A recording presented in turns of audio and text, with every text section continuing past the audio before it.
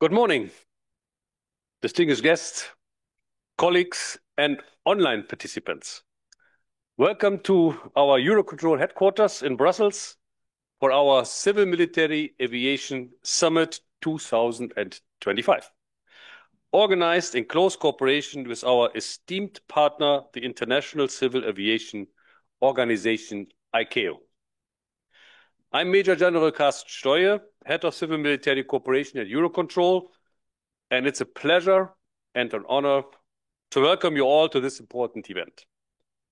First, let me express our sincere appreciation to ICAO for their enduring partnership and commitment to advancing global aviation safety, efficiency, and sustainability. A heartfelt thank you to the organizing teams from both ICAO and Eurocontrol, with special recognition to our Civil Military Cooperation team and the DG COM team under the leadership of Alvaro Ramos del Rio for making this event today possible. Thank you also to our esteemed speakers and panelists. Your insight will help shape a more integrated, resilient, and flexible European airspace. Before we proceed, please take a moment to watch our safety video for a secure stay with us.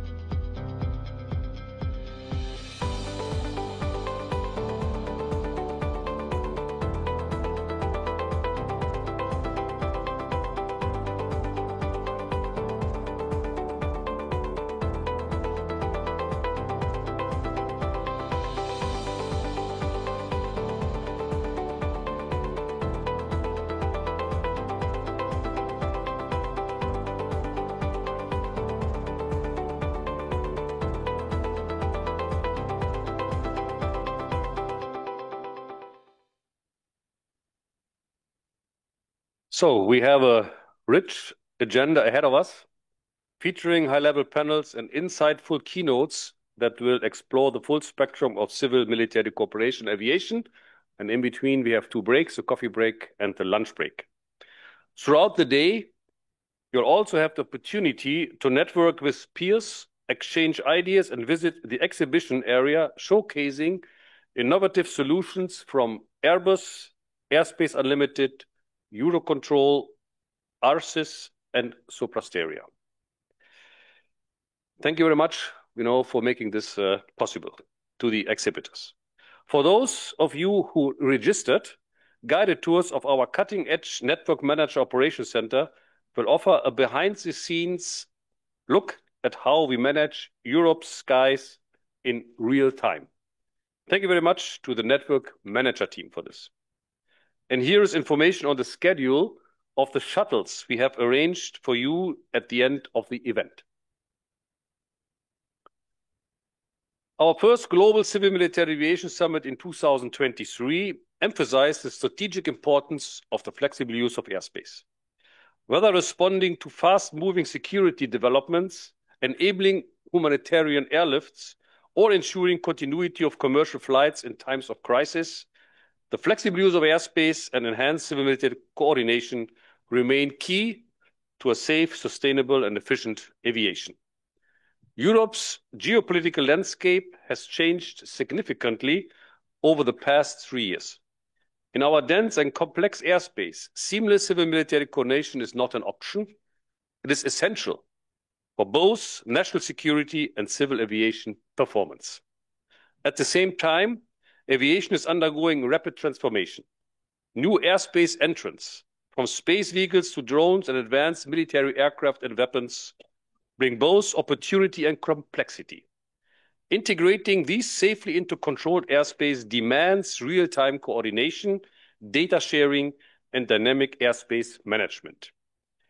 Europe is rising to the challenge through initiatives like the European Network Manager Space Desk, youth space deployment, IOIT flight plans, and the CNS Program Manager.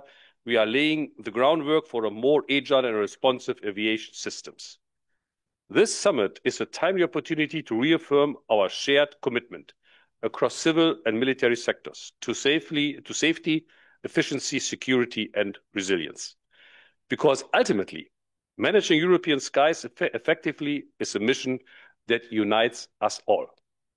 Thank you once again for joining us. I look forward to our discussions. And now it's my distinct pleasure to introduce our first speaker, my boss, Raúl Medina, Director General of Eurocontrol. Raúl, thank you very much for your leadership and your continued support for civil-military cooperation in Europe. The floor is yours.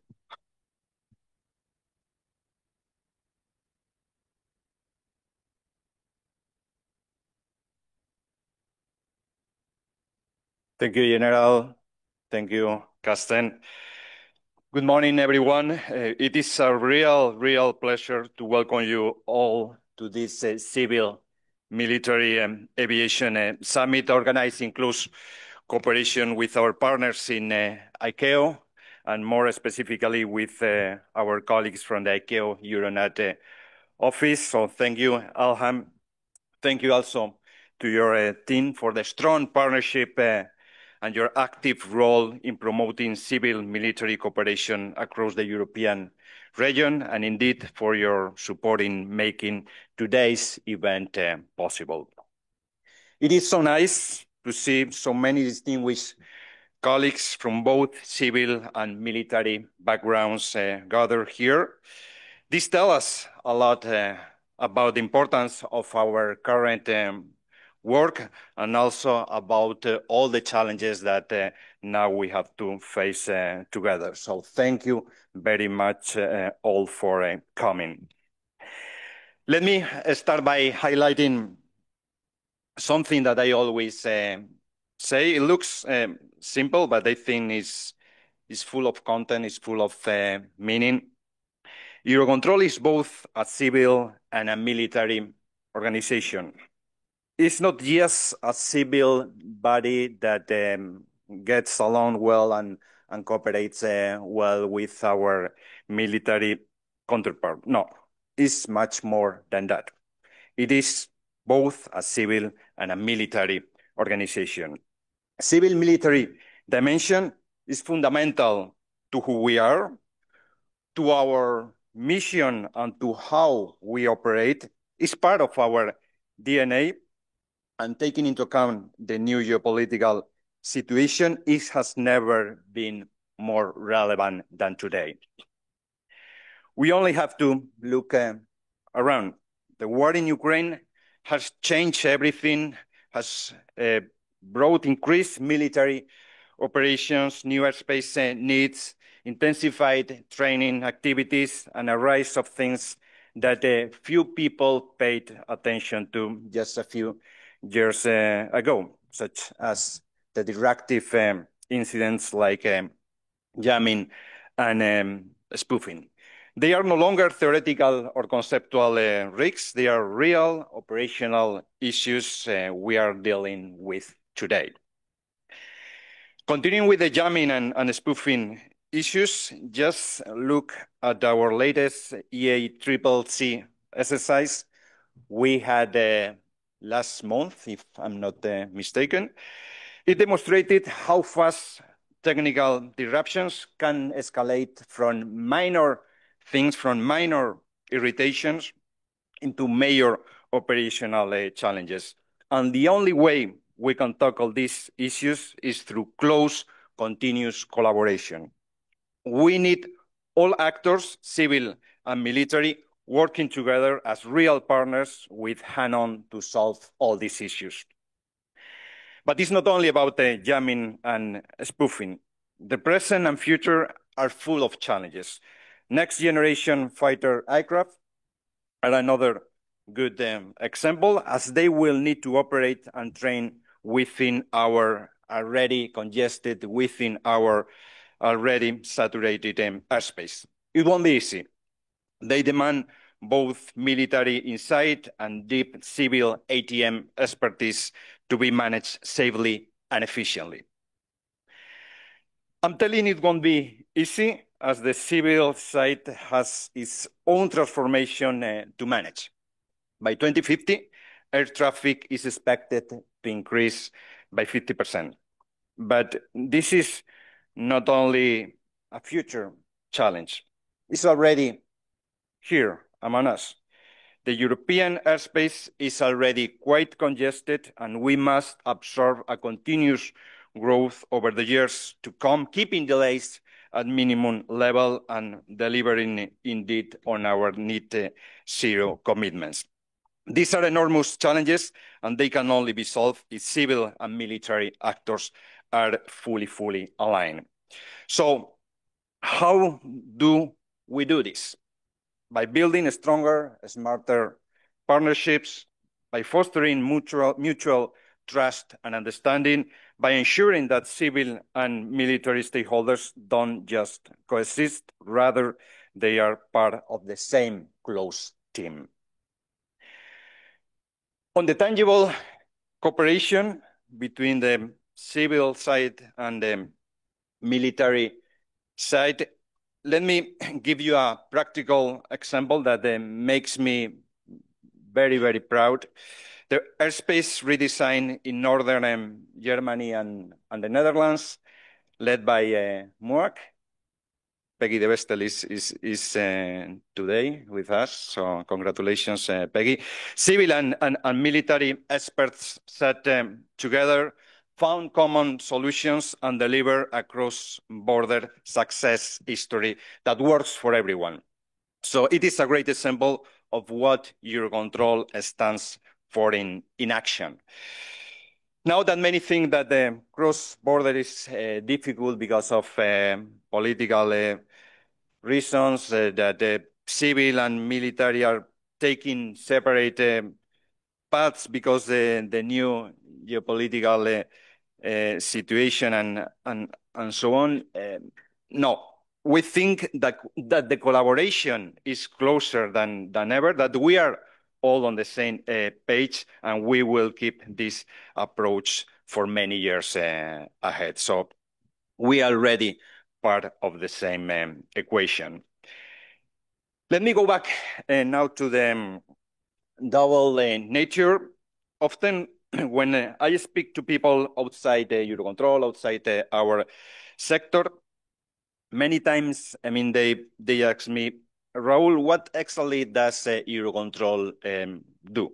Then I talk about our system, about the network manager, about MUAC, about our innovation hub, about the CRCO and so on.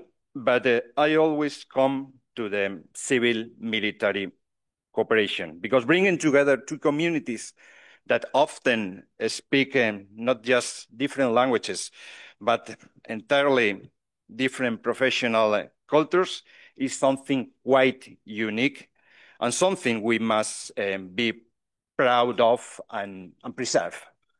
And on this, one quick note to reassure that this double nature will not be only recognized, but also reinforced in the strategy refresh exercise that now we are doing in Eurocontrol to define or to redefine, I mean, the strategy for Eurocontrol for the next few years. So where do we want to be in 5 years as Eurocontrol, as an agency?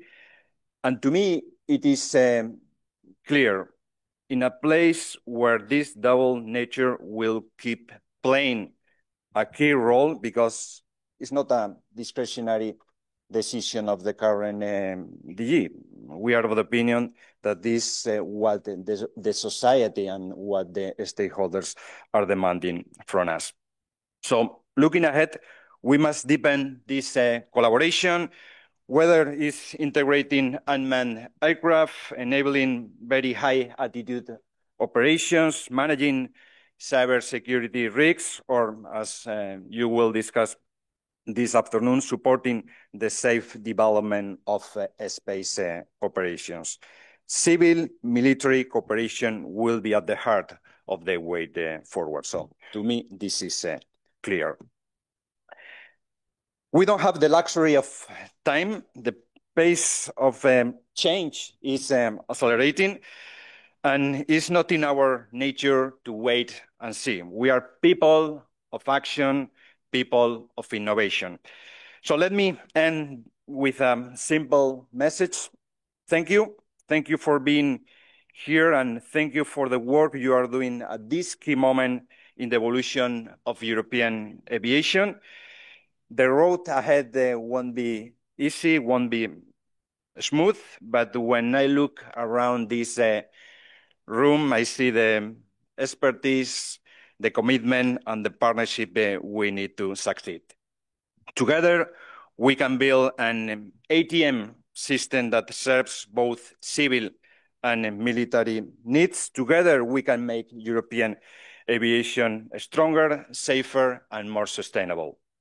Before I close, let me once again sincerely thank ICAO, and in particular the Euronav office, for their strong cooperation and partnership in organizing this summit. And of course, a special thanks to our speakers, panelists, and participants for taking time to be here, for your leadership, and for your commitment. So thank you so much, and I wish you a fantastic summit. Back to you, Samuel.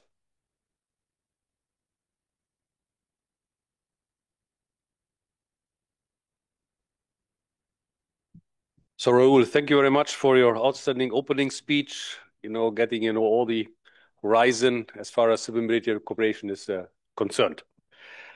And moving on to our second keynote speaker, I would like to introduce Erkan Namadov from ICAO. He is the Deputy Regional Director for the ICAO Europe and North Atlantic Office since 2018. More than 20 years of experience in aviation. Before joining ICAO, he was the Deputy Director of Azer Aero Navigația, the air navigation service provider of Azerbaijan, where he was responsible for the planning, implementation, and operation of CNS systems. Erkan, it's a great pleasure to have you here today. Please, the floor is yours. Thank you, General. Good morning, dear ladies and gentlemen, dear colleagues. First of all, welcome to this 2025 edition of the Civil Military Aviation Summit, building on the success of the previous event that took place in this very room just 2 years ago. And I would like to start by expressing my sincere gratitude to the Director General of Eurocontrol, Mr. Raul Medina, for the invitation. It's truly an honor and pleasure for me to be here with you and moderate one of the panels, and also for your ongoing support and partnership to ICAO. And also thanks to the organizing team. So as you know, ICAO plays a vital role in promoting civil-military coordination and cooperation in the shared use of one of the most limited resources that we have, which is airspace. States have consistently called on ICAO through ICAO Assembly resolutions and also Air Navigation Conference recommendations to serve as a global panel to enhance civil-military coordination, cooperation, and collaboration. So those are three famous C's, and also to foster the exchange of best practices. The shared use of airspace for all users during all phases of flights is central to ICAO vision of an integrated, harmonized, and globally interoperable air traffic management system, as outlined in the ICAO ATM Global Operational Concept. We all recognize that the enhanced civil-military collaboration is essential to the increasing of efficiency and effectiveness and safety of airspace use. Airspace is finite, and it's also shared continuum used by civil military users, but also by new emerging airspace users alike. Of course, all of them have different priorities, different focus. For civil aviation, it's about meeting growing demand for a safer, more secure, more efficient, and environmentally sustainable operations. For the military, it's about fulfilling mission requirements effectively and safely. And at the same time, we also have to acknowledge the sovereign rights of every sovereign state concerning their airspace, and also concerning operations of their state aircraft, especially in the high seas, in accordance with Article 3 to the Chicago Convention with due regard to the safety of civil aviation. ICAO has published a number of documents at the global and regional level to support states and all other stakeholders in implementing the systems, procedures, and capabilities necessary for the achievement of these shared objectives. I can name the Global Manual on Civil Military Cooperation, and also at the regional level, the European Document 032, complementing the global document Doc 10088. We need to also proactively address future requirements. As aviation rapidly evolves, we must integrate new generation of aircraft and also new entrants, including drones, high altitude or suborbital transport operations. And we need to do it safe and in a coordinated manner in the existing system. This is particularly urgent in the European network, where we witness and forecast the growth in traffic. And we know that these challenges can no longer be addressed purely at the national level. So multinational airspace design and use, including airspace over the high seas, and seamless cross-border operations are now essential for effective civil-military coordination. So airspace needs to be managed flexibly, efficiently, and effectively to meet the needs of all users. I would like to highlight and use this opportunity to bring to your attention 4 critical risk areas that are pertinent to the discussions of this summit and also are high priority for the ICAO work program. First is conflict zones. Tragic events such as MH17 over Ukraine, PS752 over Iran, the most recent Azerbaijan Airlines in Russia and then Kazakhstan, although the investigation is still ongoing, but we can already say that those 3 examples just show the dire consequences of insufficient risk communication, and we are urging states to conduct multi-agency security risk assessments, ensure timely publication of NOTAMs, and necessary airspace closures when needed, and also share threat intelligence both regionally, globally, and nationally. GNSS interference was already mentioned, so jamming and spoofing are reasons for and causes for disruption, diversion, and airspace congestion. And we are calling states not only to monitor, report, and analyze interference, but also develop robust backup procedures and operational networks. UAS and counter-UAS. The growth of drone operations introduces new safety and security challenges, and specifically for counter-UAS, we recognize that the use of counter-UAS may be necessary. In fact, this is a sovereign right in some cases of states. However, uncoordinated use near airports and in controlled airspace can create serious hazards. So ICAO is calling for safe and secure integration of UAS, providing clear guidance on counter-UAS near sensitive areas, and also use of UAS traffic management systems. Finally, cybersecurity. In this regard, we are urging states to implement the ICAO Aviation Cybersecurity Action Plan and guidance to enhance readiness, oversight, and response capabilities. So our skies are shared, but with that also comes shared responsibility. Enhancing the resilience and sustainability of civil aviation will remain our priority for the years to come. And this summit here presents an excellent opportunity to reaffirm our collective commitment to advancing civil-military airspace cooperation for safer, more efficient, secure, and sustainable skies in the future. So in closing, I would like to reaffirm ICAO's unwavering commitment to work collaboratively with states and international organizations and all stakeholders to address these pressing issues and emerging developments, and to foster stronger civil-military aviation cooperation worldwide. Thank you for your attention, and I wish you a productive summit. Thank you.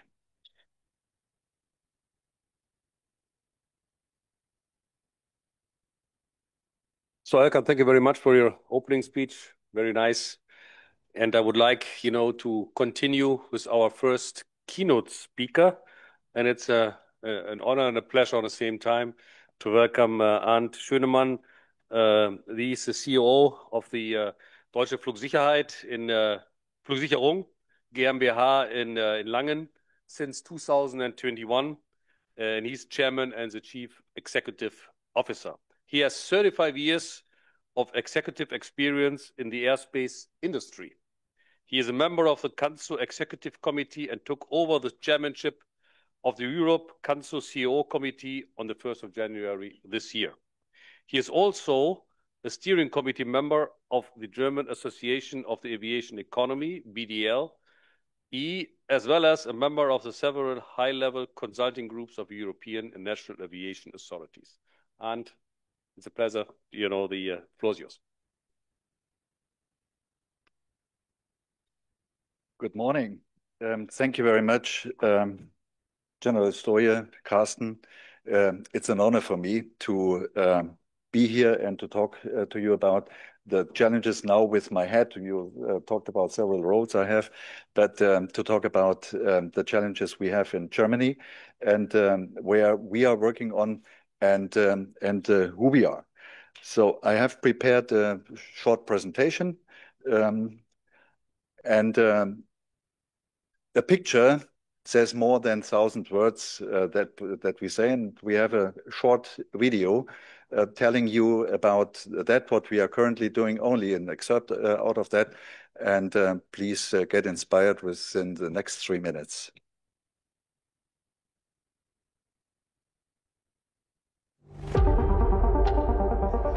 Flight level 400 and 1,000 feet permanent integrated on Jet 520.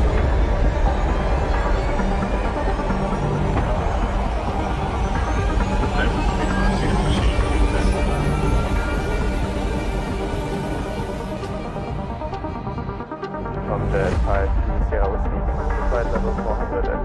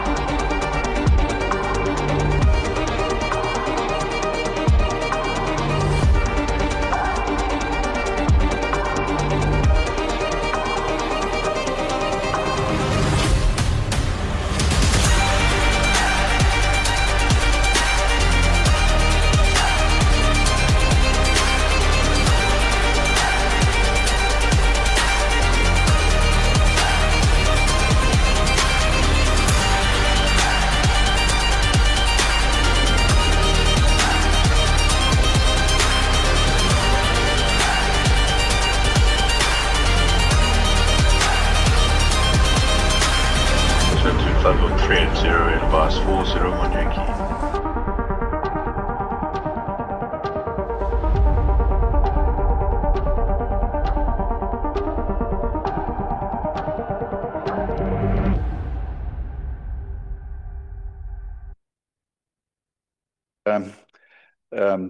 Pictures from DFS out of Germany.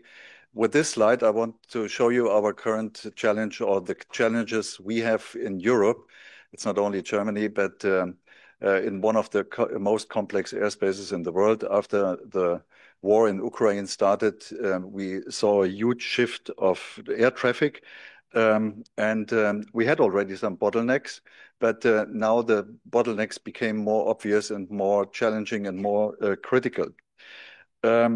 Traffic flows have been shifted to the southeast route, and you see in the picture here on the right side below how the traffic flows were before the war at Ukraine starts and after it. And this is a challenge not only for the airlines, having much more fuel consumption, taking much longer routes, but also for the air navigation service providers.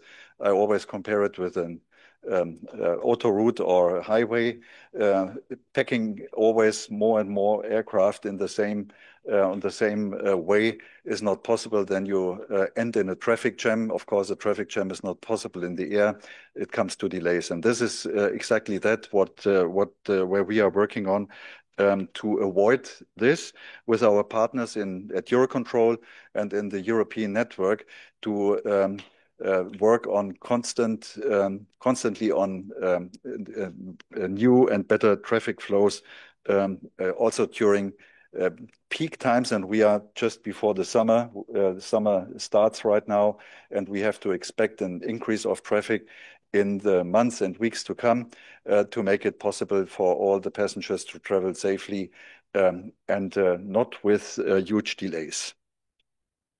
In Germany, civil military integration exists since 1993, so we are fully civil military integrated, and DFS is doing this out of the 4 area control centers. And as we see here, we had a huge exercise in 2023, and I think there will be another one in 2027. In 23, it was Air Defender 23, and you see how the airspace originally is used, and then how we had with a 30 minutes pre-announcement to guide the traffic through corridors to make delayless flights possible during this exercise, and it works very good. But it's clear that we need to be ready now for a more difficult situation that we are facing with the war not only with the war in Ukraine, but everybody expects that there could be a NATO case within the next years, and this is something where we really need to get prepared. That's what we are doing in Germany. We are preparing together with the German Air Force, with the Ministry of Defense, with the Ministry of Transport, 3 different scenarios: external crisis, and we see that we are already in such an external crisis, NATO alliance defense case, and the national defense case.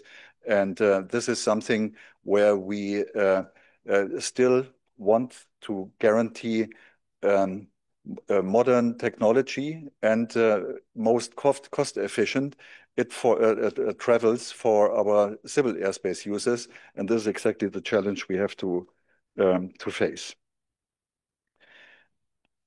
And I have to say the threat is real. Yeah, we see that constantly by the activities of Russia. We recognize that we have no time, and we have to work on a mind change within the public, within the people, to understand that times can change also for countries who are living in peace currently tremendously and very fast. I don't want to make people nervous, but we think that it is important also to inform our customers, the airspace users, the civil airspace users, that in a case of defense, even in NATO territorium, it could become a very fast threat that we have to react very quickly, and they need to get informed about such a situation and not to be surprised that we are talking about other shortages in the airspace around. Coming to my closure remarks, we have to continue this close cooperation, and thank you very much for the summit, because it gives a good opportunity to talk about all these things. We need to keep the airlines in the loop, not to get surprised at a certain point. This is something where we need to work on, and in between we need to drive the technological change because of all the challenges with growth and we have to expect growth in the years to come. You could see it in the video, what we have to expect, doubling air traffic worldwide in the next 20 years. This morning, I just have seen the forecast of Airbus, and the Boeing forecast will follow, I think, on Sunday, just before the Paris Air Show will start in Le Bourget. Will doubling, of course, not everything will happen in Europe, but when we have a look to the long-range fleets of the airlines in states like China, like India, Southeast Asia, they will go to Europe, they will go to America, to the UK and so on. And we have to guarantee that this is possible. We have to protect civil aviation. And last but not least, we also need to discuss a new financing scheme. New financing scheme is something where we always have debates that we should save costs. In the meantime, we should invest in ATCOs, in new technologies. And we think that the states become more and more also an airspace user, because we have to keep the airspaces open, also in a case where no civil aircraft will be in the air. And this is something what we need to discuss on a political level in the months and in the years to come, and in our highly regulated environment as well in Europe. Thank you very much so far for listening, and I wish all of you a very good and productive summit. Thank you.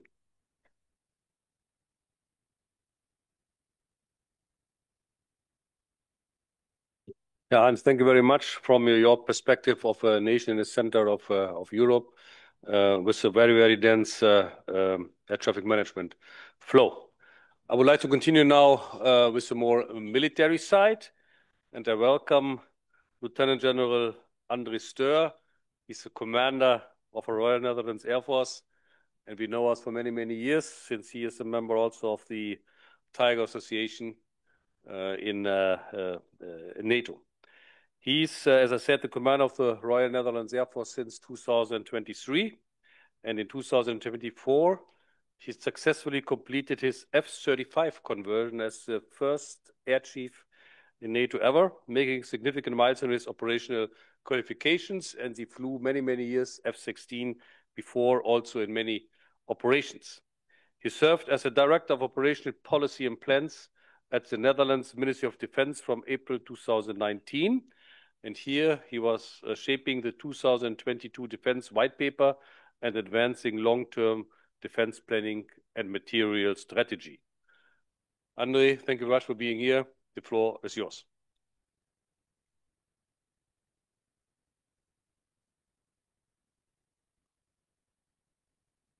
Yeah, good morning, ladies and gentlemen. The military guy, and Carsten asked me to cheer you up a little bit this morning, so that's what I'm here for. And I think rightfully so, because even if the situation in the world is rather grim, I think if there was ever an opportunity for Europe to stand up, to take charge, to understand and pick up our responsibilities, to unite Europe and to safeguard our futures, it is now. Well, thank you, Raoul. Thank you, Carsten. My pleasure to be here. Ladies and gentlemen, thank you for allowing me here. The geopolitical landscape in Europe has shifted dramatically over the last few years. It was already mentioned by the previous speakers. Because for over 3 years, we have seen a tremendous war on our continent. Close to 1 million casualties, whether that's on the Russian or Ukrainian side. 1 million human lives have been lost in 3 years, only 2 hours away from here. And whether peace is on the horizon or not, I think our focus should remain clear. We should be firmly committed to supporting Ukraine in this fight for freedom and for security. But I think it's also important to recognize that it's not just a question about borders. It touches on the core European security and on the core European defense. And it is a stark reminder that the security of Europe is never guaranteed, and that we all, as we are here, whether you're military or civilian, have a responsibility to safeguard our future and not take things for granted. As NATO Secretary General has already emphasized, it is absolutely critical that we as an alliance and as individual nations and also our societies are ready for every possible scenario, including war, as Arndt already mentioned.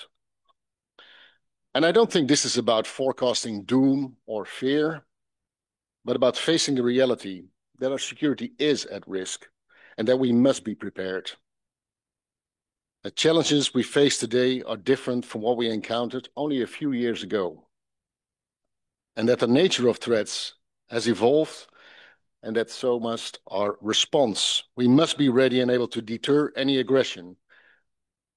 Deterrence, the absolute priority number one of the alliance and of Europe. And if need be, if deterrence fails, we need to be ready to fight. Tonight, if need be. As allies, as societies, to protect our Western values, to safeguard the future of our children. That is what we are talking about. And I'm convinced we will be ready. To be prepared, we need to ensure that our training is not only effective, but it's realistic. We can only fight effectively if we train effectively. And as the commander of the Royal Netherlands Air Force, and as a pilot myself, I tell out of experience that having the right environment for training is absolutely critical, especially for our young men and women that safeguard our countries. They should spend hours in the cockpit and witness firsthand how critical it is to train in the conditions that mirror potential real-world scenarios as we are facing them today. And it's not just about going through the motions. It is about facing those challenges that could arise in an actual conflict. We cannot afford to train in a vacuum. And the airspace in which we train is the foundation for this. And it's not just a commodity.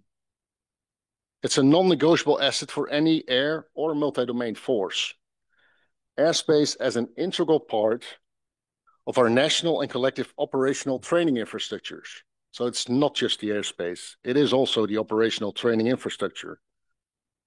Instrumented ranges, virtual and real-life opposing forces in all domains, so we can truly train as we fight, so we can truly put our airwomen and airmen to the test, preferably at any given time of the day or night.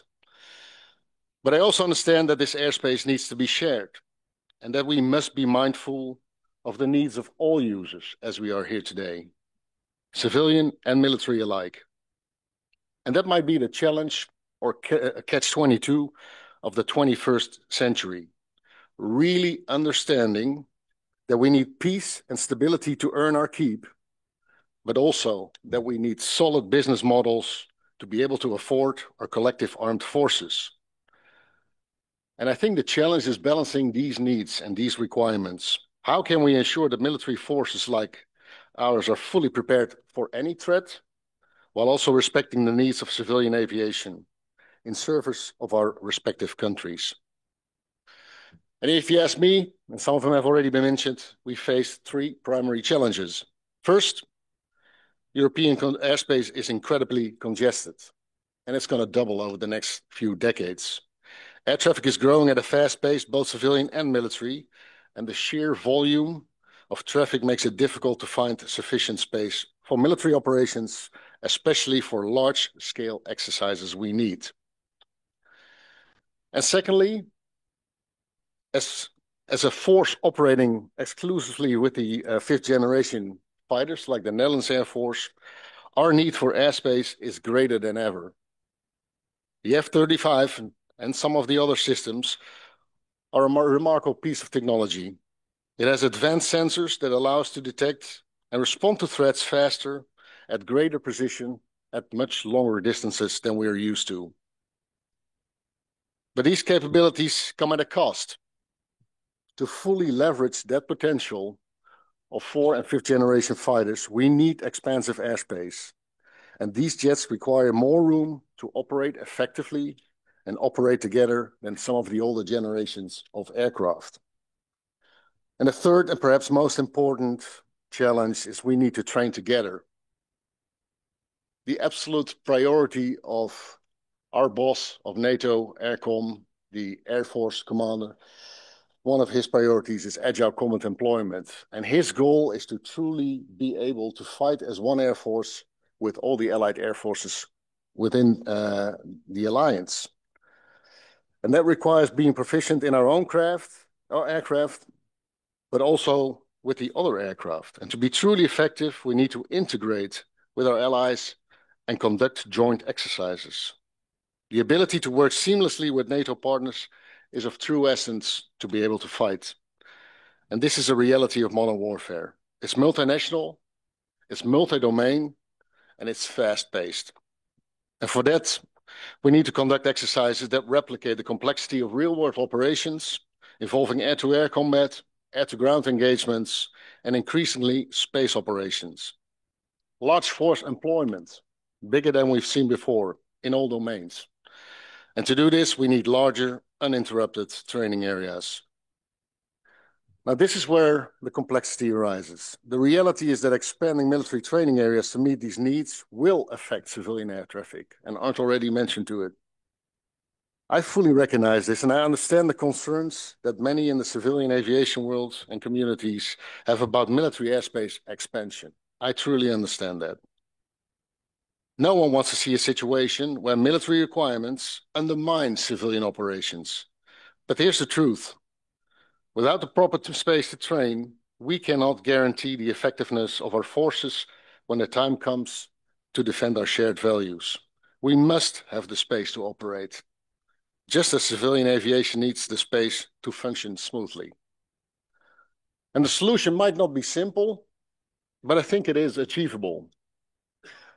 And the key is collaboration. If we could replace a little bit of the me for we, whether you're civilian or military, to set aside some of the things we gathered over the last decades for the greater benefit of Allied assurance, Allied safety, and European security.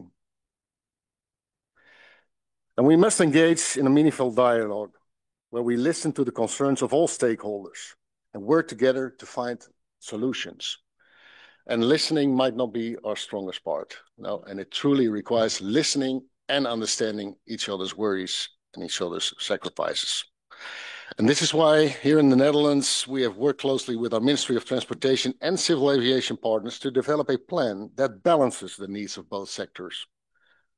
The Dutch Airspace Redesign Program is the result of years of collaboration and extremely hard work. This plan is not just a compromise, I think it's a win-win solution for all of us. It allows for us to meet the operational needs of our military while also making room for more efficient civilian air traffic. And the DAR plan will allow us to eliminate certain military training areas, freeing up airspace for more direct civilian routes. And this will reduce flight times, decrease fuel consumption, and minimize noise pollution. But at the same time, we are extending the Northern Military Training Area to ensure that we can continue to train our F-35 pilots effectively. And this extension is not just about giving the military more space, but it's about ensuring that we can continue to operate at the highest levels while also minimizing the disruption to civilian air traffic. And this is a major step forward. And while it may not be perfect, it is a solution that balances those two needs. And furthermore, we truly recognize that airspace does not stop at national borders. Air traffic flows seamlessly across Europe, and so must our military operations. And that's why we have worked closely with our German counterparts to optimize air routes and create cross-border areas. This 400 by 200 kilometer training space shared between the Netherlands and Germany allows us to conduct large force exercises that are critical to maintaining the readiness we require as a military. The goal of CBA is to maximize the use of available airspace while minimizing the impact to civilian operations. And this collaboration between nations, I think, could be a model for what can be achieved when we put our collective security first. Collective above national, we above me. And I understand that the creation and use of CBA will present challenges for civilian air traffic, and that's why we have agreed to limit its use, unfortunately, only to 21 days per year. We are also working to compartmentalize the CBA to further optimize civilian airflows. And the goal is simple. When military exercises are not taking place, civilian aircraft will be able to continue flying directly to their destinations as usual and as should be. And the creation of CBA is not just about providing the military with more space. It is about creating flexible airspace system that works for everyone. It is about ensuring that we can train effectively while also maintaining the efficiency of civilian aviation. And this approach will save all parties time, resources, planning capacity, particularly when we conduct those large force exercises like Ramstein Flag, like Air Defender. We would not have to reinvent the wheel each time, and we will be able to operate within a framework that has been optimized for both military and civilian needs. And in conclusion, these approaches exemplify the flexible use of airspace. It demonstrates that through close coordination and collaboration between civil and military partners, we can find solutions that work for everyone. The DART program and the CBA are essential steps forward in ensuring both the readiness of our air forces and the continued efficiency of civilian air traffic. The goal, again, is not to take more space for ourselves, but to create a secure, efficient airspace where both civilian and military aviation can thrive. And we need a safe and secure Europe. I cannot emphasize that enough. And that requires collaboration and compromise from all of us. Together, we can meet these challenges ahead and work towards a future where both our military and civilian needs are met. And let us continue working together to secure exactly that, our common objective, in service of our countries, to safeguard our future, the future of our children. Thank you.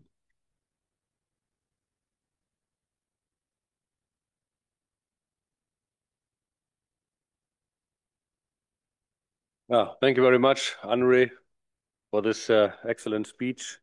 I think we have now a lot of things we can discuss in the coffee break. And I would like you to be in here again at 11 sharp. And then we continue with the first panel. Thank you very much.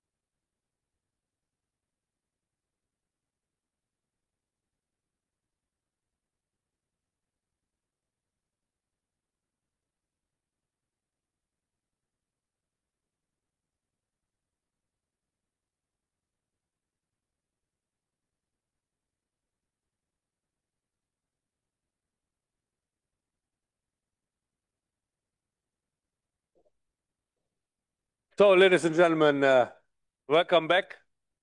Please find your seats. The military used to start on time. TOT, time over target, they used to say.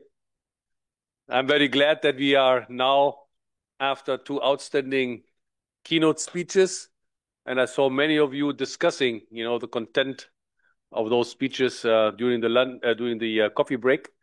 And now we are coming to the first panel, and the moderator of this panel is the regional director or deputy regional director for Europe and North Atlantic from ICAO, and we heard him today already, Erkan Namadov, and he will introduce you the topic and the panelists on my right side.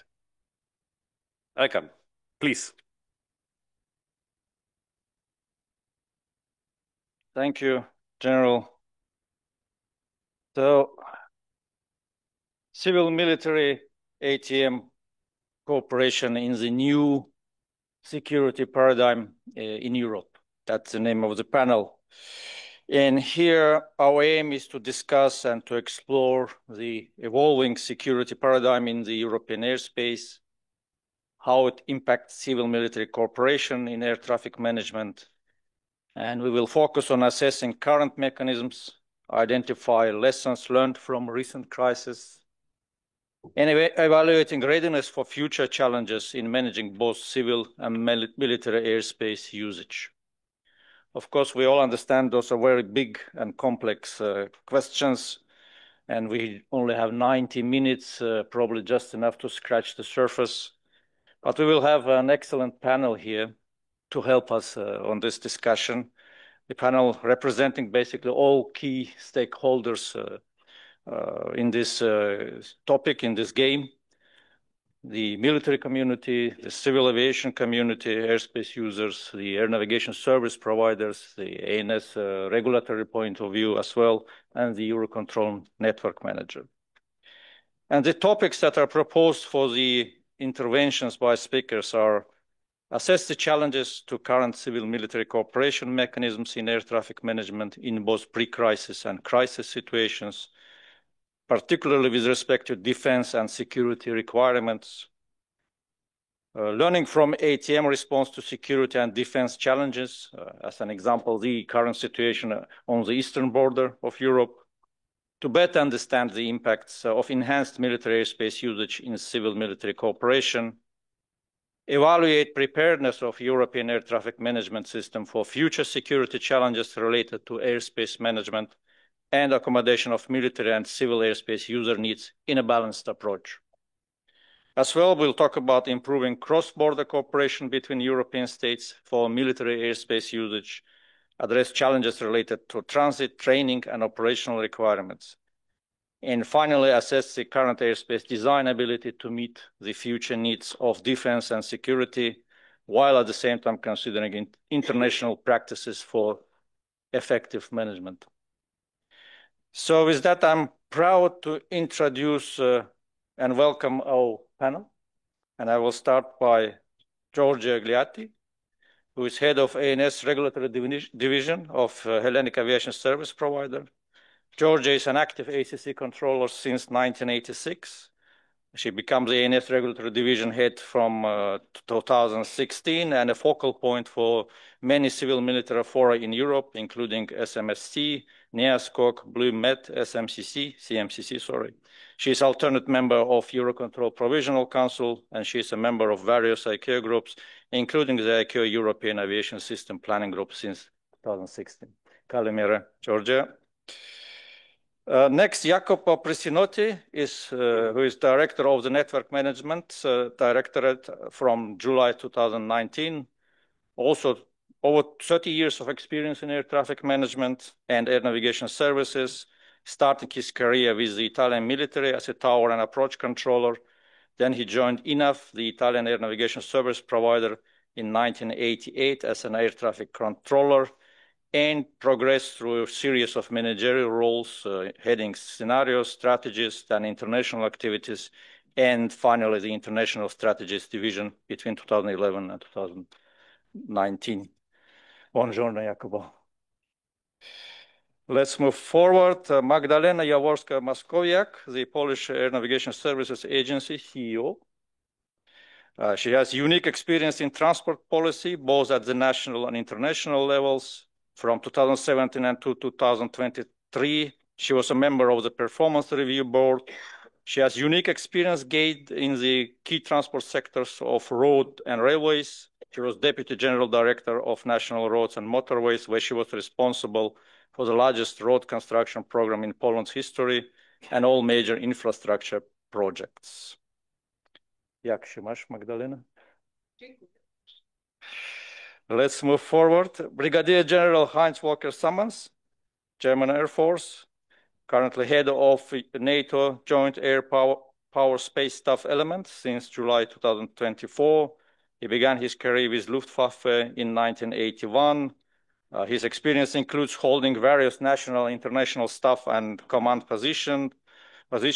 In his most recent position as commander of ground-based forces of the German Air Force, his responsibilities encompassed overseeing the ground-based air defense, tactical air control systems, and Air Force protection forces, as well as the Luftwaffe training and education facilities. Guten Tag, General.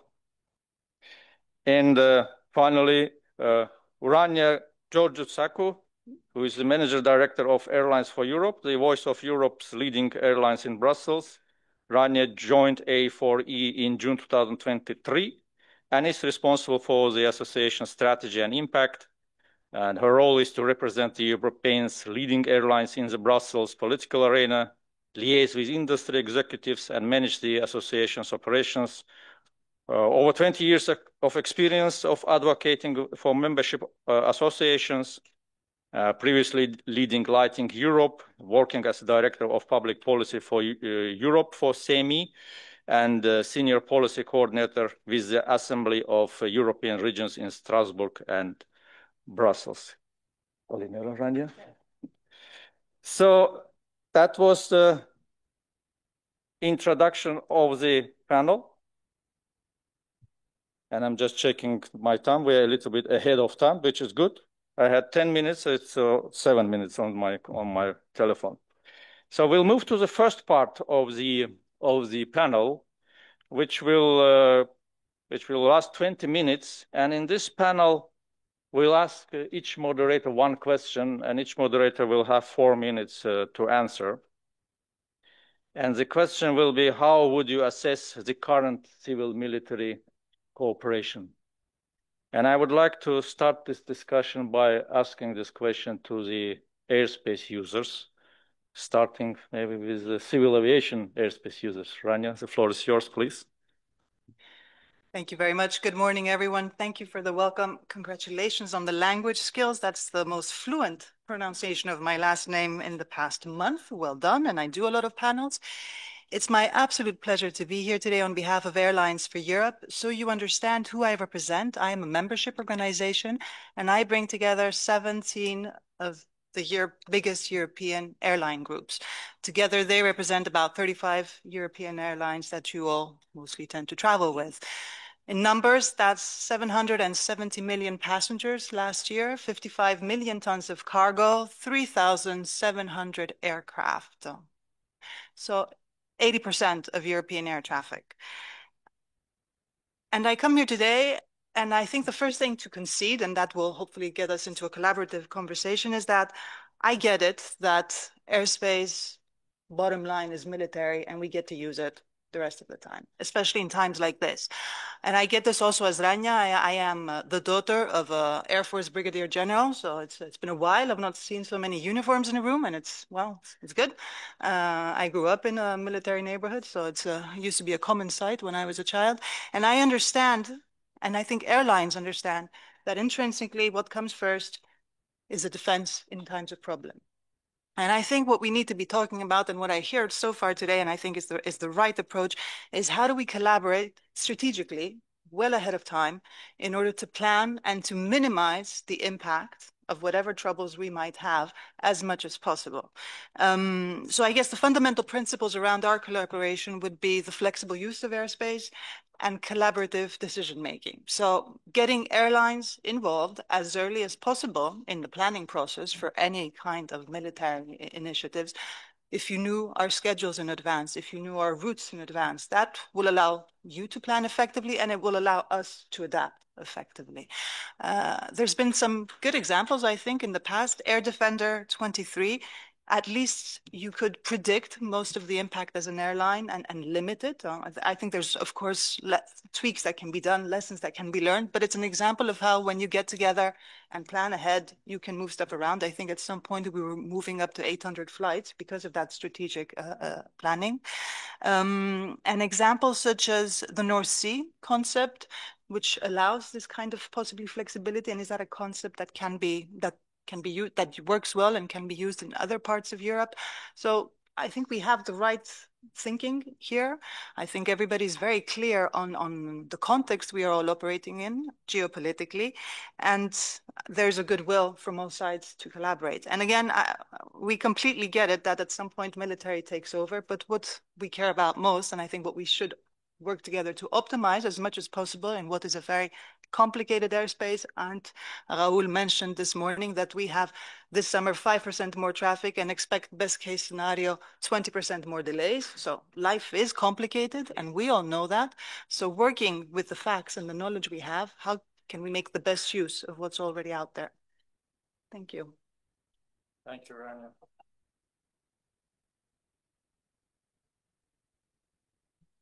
Thank you, Rania. Thank you for sharing your insights. By the way, you're the third person today, all female, that told me that they really like the military uniform. I like that too, by the way. Let's continue, and let's pass the floor to the military community. And General, please, the floor is yours. Thank you very much. Good morning, everybody. First of all, thanks for the introduction, and to complement that a little bit, the Joint Air Power and Staff in the IMS is the responsible and primary air and space and integrated air missile defense advisor to the military committee and through the committees to the North Atlantic Council. So we are a domain-oriented organization. Now, preparing civil military air traffic management, so the topic of that conference, I think it's right spot on in terms of timing and content. So there are quick 4 areas that I would like to share with you and to discuss. So one is the road from peacetime to crisis to conflict is a pretty long road, and air and space capabilities, especially in the air domain, fighter aircraft, transport aircraft, rotary, fixed wing, etc., due to their inherent capabilities, are by nature a deterrent. So the military, for sake of all our populations, we have to make best use of their capabilities. Secondly, the defense of the Euro-Atlantic arena and era is defined in the so-called family of plans. So Supreme Light Commander Europe, the air commander within this organization, he's responsible for that defense. But in order to allow SECURE and the military to defend, there are authorities needed and especially flexibility, especially for the airspace users. And I will give you an example how that works out. So there was an exercise with the North Atlantic Council last year, and they thought they can close down the European airspace close down the European airspace to make it available for the military within a couple of hours. Now, whether that's realistic or not, I don't know, but these sort of discussions, how do we defend, this is relevant. Thirdly, training and exercises. And training exercises are the foundation of what we do. And this is much more than, aircraft from A to B or a combined air operation somewhere over the North Sea. It's about the training with the other domains, which require large amounts of airspace. So with the land forces, with the maritime piece, and this very unfortunately, exercising over the landmass requires airspace and landmass. So I think this is really crucial that we train as we fight. And lastly, technology. I mean, technology, we can only win, at least compete with our adversaries, if we shape our technology. Now, with uncrewed or unmanned or aerial vehicles, lasers, electronic warfare, aerial missile defense, and everything that you can think of, technology is shaping the use of airspace, whether we want it or not. So I think we have to also take that into consideration. Now, the question remains, what do we do now?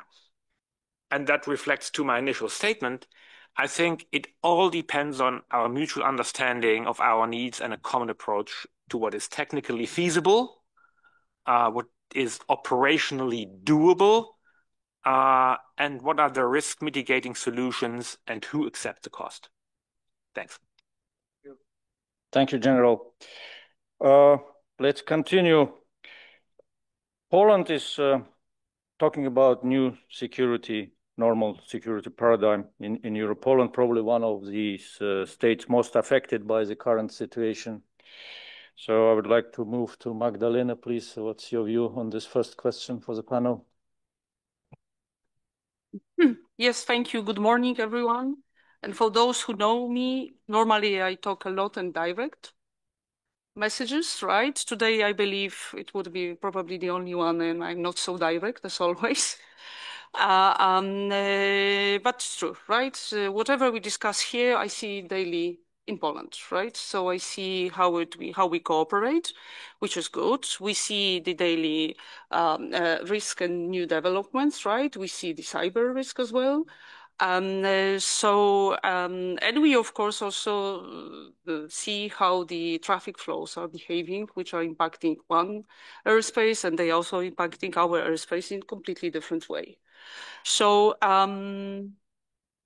but the question was about how I assess the civil-military cooperation, right? So I come back to this, and I must say that I should say, and I will say, it's perfect. And it was not only purely because of what happened 3 years ago, but it is also the experience we have since many, many years being at the, as the first country at the European border. So the Polish military and NATO military, we were cooperating for many, many years. Of course, it was different. However, we have experience, we have trust, and we have tools. Right, so this is something which is giving us some of the, the better readiness for something which is unknown. But the ATM is normally you say that you have to be ready for unknown. So this is the DNA of the NSP, to be honest, right?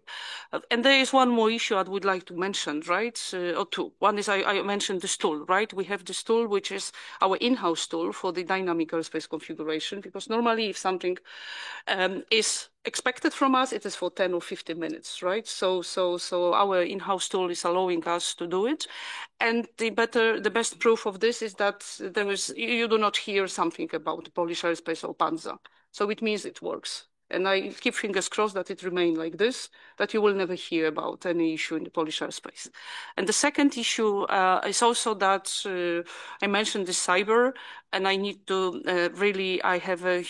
I'm grateful to the Polish General Karol Molenda, who is the head of the Cyber Command, because the Polish military are helping us a lot with the cybersecurity. And they are the best in Poland. So a part of Panzer cybersecurity teams, I have a huge protection or support given from the military part as well, which makes me feeling safe, right? Because this is kind of the combination of both forces we have. And both experts, we have both sides experts, and then it's always better when you are not alone. But now when I know that I have my best experts with the expertise coming from the military, and because General is also active internationally, there were some cyber summits in Poland as well, even last week, I believe, right? The NATO cyber cyber summit, the military one. So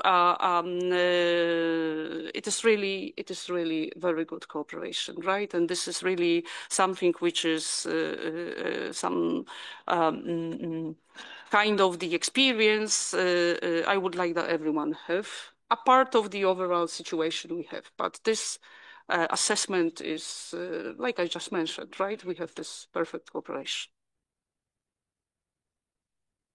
Thank you, Magdalena, for sharing your first-hand experience. Of course, it's very good to hear that systems, processes, and procedures work.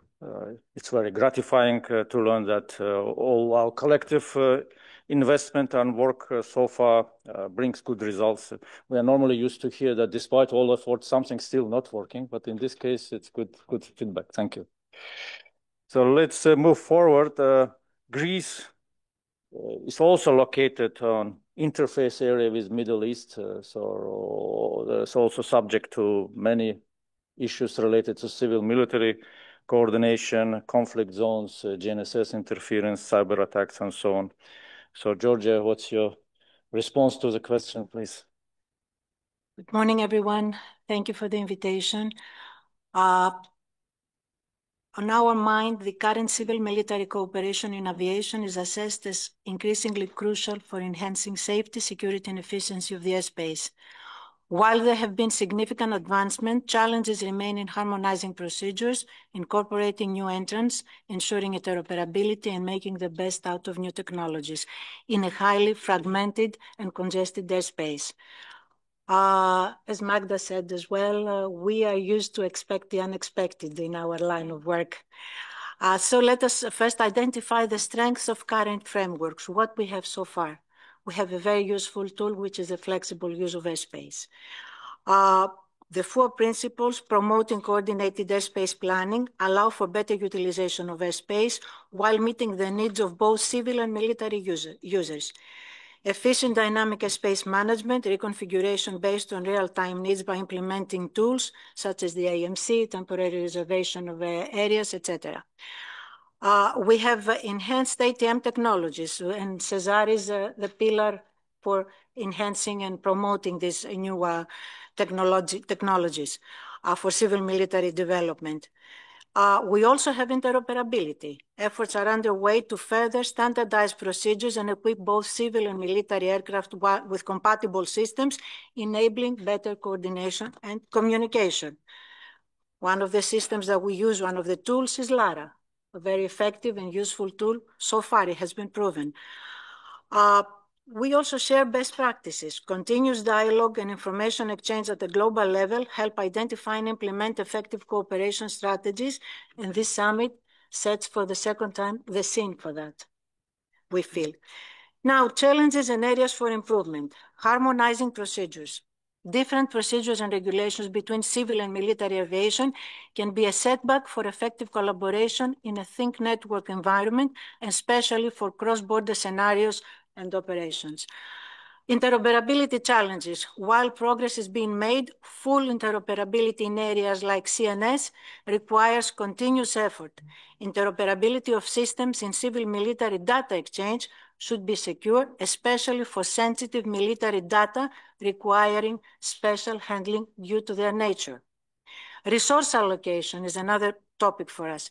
Ensuring sufficient resources are dedicated to civil-military cooperation, including budget and personnel. One of the problems is staff shortage, succession, and training in CNS, in spectrum, in security, in hybrid threats, RPAs, and new entrants. These are all crucial. And integration of new technologies is also another subject. Leveraging artificial intelligence, for example, and other emerging technologies in both civil and military aviation requires coordination to ensure their benefits are realized without compromising safety or security. Coordination at all levels, we feel, is paramount. Requires coordination in the strategic, pre-tactical, and tactical levels as well. Addressing future needs should include, in our mind, adapting to evolving air mobility demands, a need to define and include advanced air mobility, urban air mobility, but at the same time, re-examine accommodating the needs of the military for mobilities such as rapid air mobility. operations. New technologies, new challenges require a proactive approach to civil-military cooperation, ensuring that future and present needs are addressed. The overall assessment, current civil-military cooperation frameworks are stepping forward in aviation, particularly in enhancing security and efficiency. However, challenges remain in harmonizing procedures, ensuring interoperability, and leveraging new technologies, as I mentioned before. Addressing these challenges through continued dialogue, shared resources, and a commitment to adapting to evolving needs will be crucial for maximizing the benefits of civil-military cooperation in the future. One of our colleagues a while ago, Christophe Vivier, said, space is contested and congested, but so is European airspace. So I believe that if there is a will, there's always a way to do it. Thank you. Thank you very much, Georgia, for highlighting those important points. And let's move to Jacopo, Eurocontrol Network Manager, of course, who plays a very important role in civil-military cooperation. Jacopo, the floor is yours, please. Yeah, good morning, everyone. First of all, we need always to recall that Eurocontrol is a civil-military organization. So this cooperation is really at the heart. It's our DNA. It's our day-to-day work. And of course, one of the fundamental things we always keep in our mind is that the European security is the priority for Europe. Now, having said that, I think we have, first of all, a big history and a big positive history of civil-military coordination. The first thing is around all the procedures, and I think you described very well the things which are in place, starting from the ASM procedures and continuing, and all this automatic data exchange that we have in place. So in a nutshell, we are very positive in Eurocontrol, and we work really well in what we have today. Now, one of the most important points is also to recognize some numbers. We have a huge number of exercises, 80 a year, 80 exercises a year are big, and we manage them fluently with our procedures. So the answer, how we mutually understand each other, is really around continuously improving the way we work together within the procedures which are implemented and agreed through a very robust CDM process. So I think the way forward on that is really important to keep on that pace and to continue in that direction. Now, we have a number of other elements that we need to keep in our mind to really understand what is the challenge we have today. The challenge we have today on one side is that because of this geopolitical instability and the Russian invasion of Ukraine, we have a huge need of military activities and military airspace need. On the other side, civil aviation is booming. People want to fly, as I always like to say. So we have two growing environments that we need to contemplate and we need to support. How to do that? First of all, as I said, we need to continue to build on what we have. Had we not had a history of success in civil-military cooperation until today, we would not be discussing at this level today. I just give you one example. The amount of delay, of contribution of delay of the military activity is 1%. And 1% is a number which is not just thrown there. And it's a number which is based on a huge amount of efforts that we do on daily basis together, both on strategic and pre-tactical and tactical. As you all know, we have a military position in the ops room, which is working very well, also from the tactical side. Now, what can we do better? What do we need to do better? First of all, I think we need to take always, as we do, and continue to work on all the lessons learned that we have done and to evolve all the procedures in the direction of improving those lessons learned. A lot was said about the technological evolution of the airborne part. And we need to follow up with the ground, because one of the things that is a strong need today is to be more tactical in the usage of the airspace and not only on the pre-tactical part. This automatically means that the usage of the airspace will be more and more dynamically needed by the military part, and the freed airspace will be much more needed to be taken back by the civil part. Now, this is not happening today. It's not happening at the pace I would like to see. And again, I see it more from the civil side, the reactivity, more than the military, to be honest. But it's something we need to tackle, because more we go ahead, the more we need to be close to the tactical part to make this best use of airspace. The challenge is not going to go away. On the civil side, it's going to continue to boom and to boost. We all hope it's going to go down on the military part, but we all know it's not going to happen in the next foreseeable future. So on this side, we all need to really put our heads together and continue this excellent level of cooperation to evolve. On one side, the procedures, again, from the more strategic ones like the airspace management and all that part, to the more tactical parts. With NATO, we have had a significant level of cooperation on a number of things like the redeployment of activities on the rapid air mobility, and we need to continue in this direction. So my call here is on one side to continue to boost the work we do together, and the network manager and the Eurocontrol commitment is to really to facilitate and coordinate all this effort. On the other side, we need really to push on the ground-based technological evolution to support more and more this dynamic use of the airspace, because again, the challenge is not going to go away. Thank you. Thank you very much, Jacobo. Indeed, your comments bring us nicely and smoothly to the second part of the session. If the first part was more on assessing the current civil-military cooperation frameworks, in the second part we will try to talk more about where we go from here, what kind of improvements are needed for the future. So the second part of the session will be 45 minutes, so each panelist will have 9 minutes per person. We have a preset of coordinated questions, but at the end of this session, we will have also 10 minutes for questions from the floor, so please prepare your questions as well. And so I will start again with the airspace users. This time I would like to start with the military community. So general question is how NATO does see the integration of military and civilian airspace requirement needs within a balanced approach to maintaining traffic efficiency and mission effectiveness, especially during large-scale military exercises or operations. Thank you. So before tackling that question, let me just add something that I heard, on so the entire cross-border piece is a wonderful buzzword. That's all well and good, but it requires much more than airspace. So it really requires, from an air perspective, a whole of government approach. It's about carrying weapons. It's about customs. So there are a lot of more, institutions, authorities, ministries, however you call it, involved. And I think that should be reflected also in our work, not necessarily here at Eurocontrol, but at least have that, in mind when we discuss these issues. Now, the question. The military needs to train as we fight.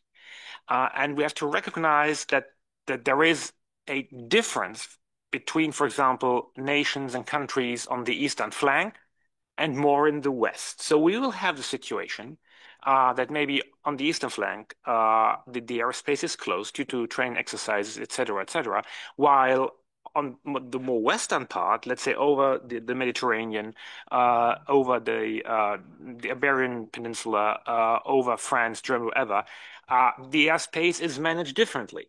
So the answer is it's dynamic and it must be according to the task. But the core of our issue is we need to train as we fight. Secondly, the entire decision process must be a coordinated way between all the institutions involved, from the tactical to, of course, the strategic level. And that requires a command and control system that is truly interlinked and which overcomes some burdens in terms of security and safety issues that our organizations have. And there is no doubt in that. And lastly, now I forgot what I wanted to say. Oh, that's age-wise. Here's the point. It's for us, it's brief the flight and fly the brief. That's the foundation. But very unfortunately, different from the civil side, where you try to maintain the flight plan, we have somebody that is called the enemy who might distract the flight plan. So we need maximum flexibility in order to exercise our mission, not neglecting our civilian colleagues. And again, the solution is dynamic management across the border. Thank you. Thank you, General, for your insights.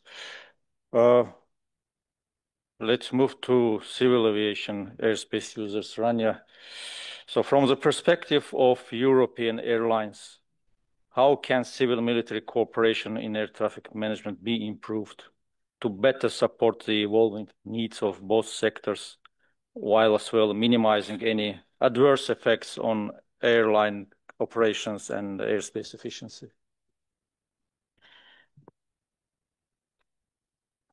Fundamentally predictability, I think, as much as possible. While I completely subscribe and advocate daily, for those of you who know me in my day job, for flexibility and dynamism in the system, and while I work with Jacopo and my member airlines and with the NSPs across Europe, going directly for meetings with Arndt and others around Europe to see what are the little improvements I can do, what can I change as a behavior to help you plan and all of us function better together as a network.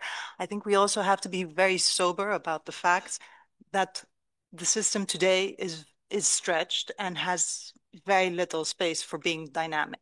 So I completely subscribe to the vision of dynamic airspace, and I think we're all very sober, at least in the civil side, of what needs to be done between airlines, ANSPs, governments, all of that. But I also believe in working with what you have today.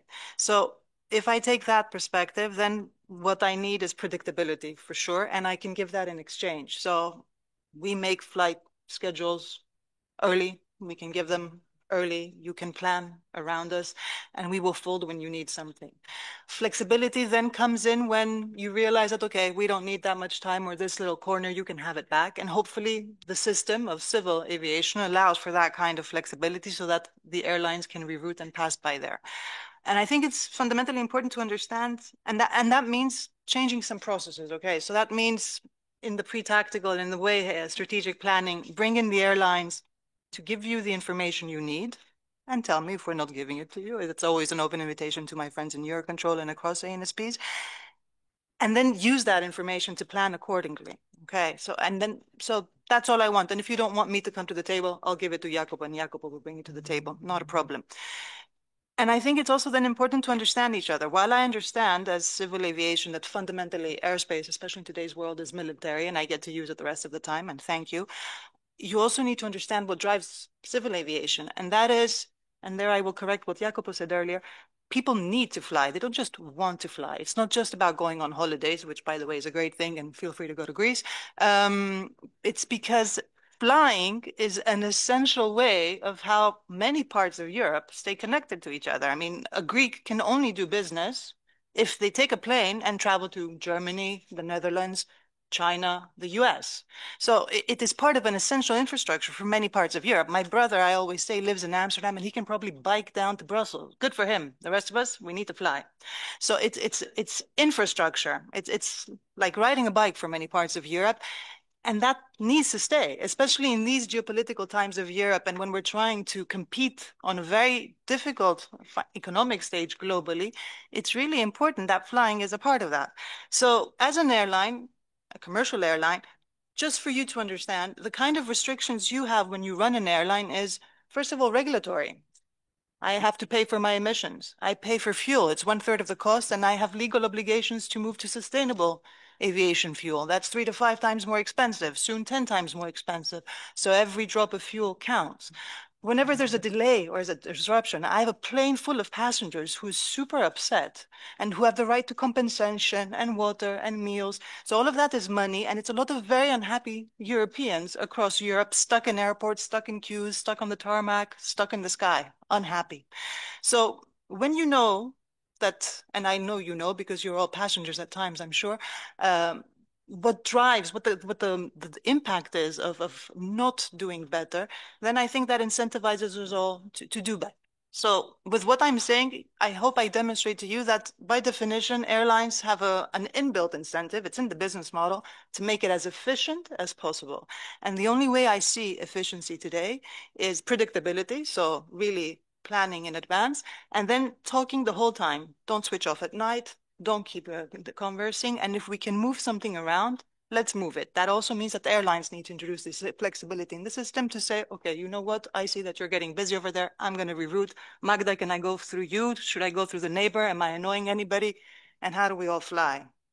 Because 5% more traffic this year. And it will keep growing. And that's a good thing. Thank you. Thank you, Rania. Yeah, and as you mentioned, the network manager is playing an important role to helping all sides of the game to understand better each other and also cater for the need for flexibility and predictability at the same time. So with that, I would like to pass the floor to Jacobo and ask the following question. In light of the recent geopolitical tensions, how Eurocontrol is adapting its civil-military coordination processes to ensure continued network stability and safety? So first of all, allow me to say that if Rania allows me, I will change my slogan in "People need to fly" instead of "People." Okay, I think it's a really good point, and it's true that people want and need to fly a lot because it's really the middle class at global level is really booming in this direction. Now, to answer your question, first of all, I think there's some good news is that I don't think we need to invent anything else. I don't think there's nothing really to invent. And I really appreciated all the different interventions because it shows that we have a strong baseline.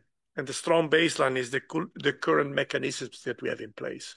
When I hear a lot about, we need to improve the pre-tactical, yes. And that's my strong, let's say, proposal to this table as all the stakeholders are here is really let's build on the, I would say, excellent procedures that we have built in time, and let's evolve them in the right direction.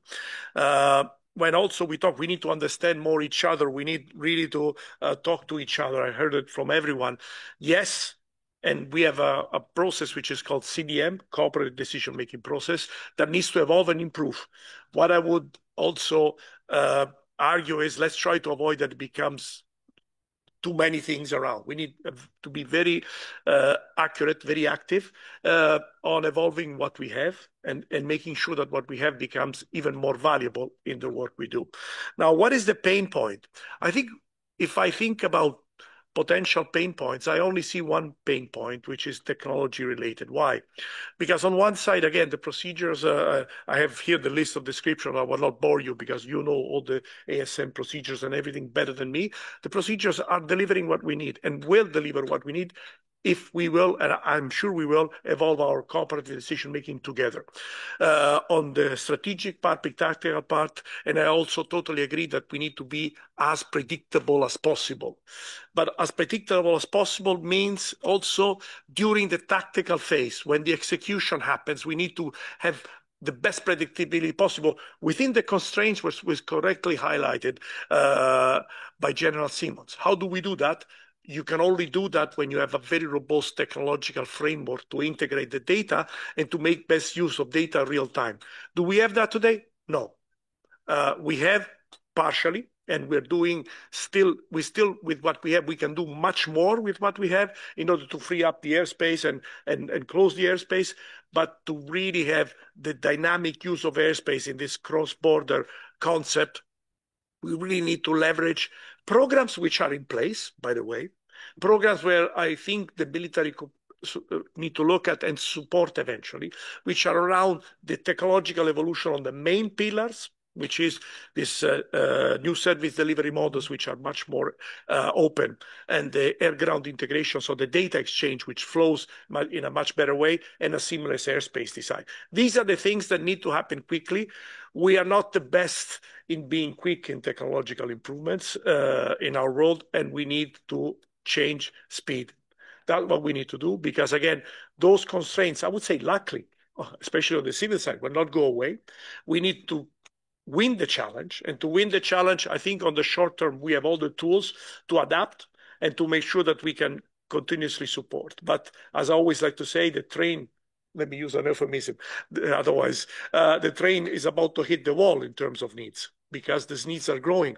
And to adapt to those, we need, let's say, some disruption. And this disruption can only come with technology and the cultural change around the use of these technological capabilities. That's what I generally believe we need to do. And I think the things are in place. I only think that we need a bit more energy, all of us, to deploy them and to make sure that we are successful. Thank you, Jacopo. Sorry, just one last thing, because I had it on my notes, but I mixed up my notes. I just wanted to highlight the excellence on the cooperation on the cross-border INSPs. I have Magda here, but also a lot of colleagues from the Hungarians, from the Greek patrol, Cyprus and all. I think there, not only at network level, but let's say at network local level, there has been an incredible effort, and I want to testify that because this is also allowing us to be successful. Thank you, Jacopo. Let's maybe have another angle on this discussion with the following question. And this question is close to me because as a representative from ICAO, our main responsibility is international framework of standards and guidance. So question will be to Georgia. You are heading the ANS regulatory division. So from your perspective, how regulatory bodies are adapting to improve resilience and preparedness in the aviation sector for future crises, including hybrid or non-conventional threats?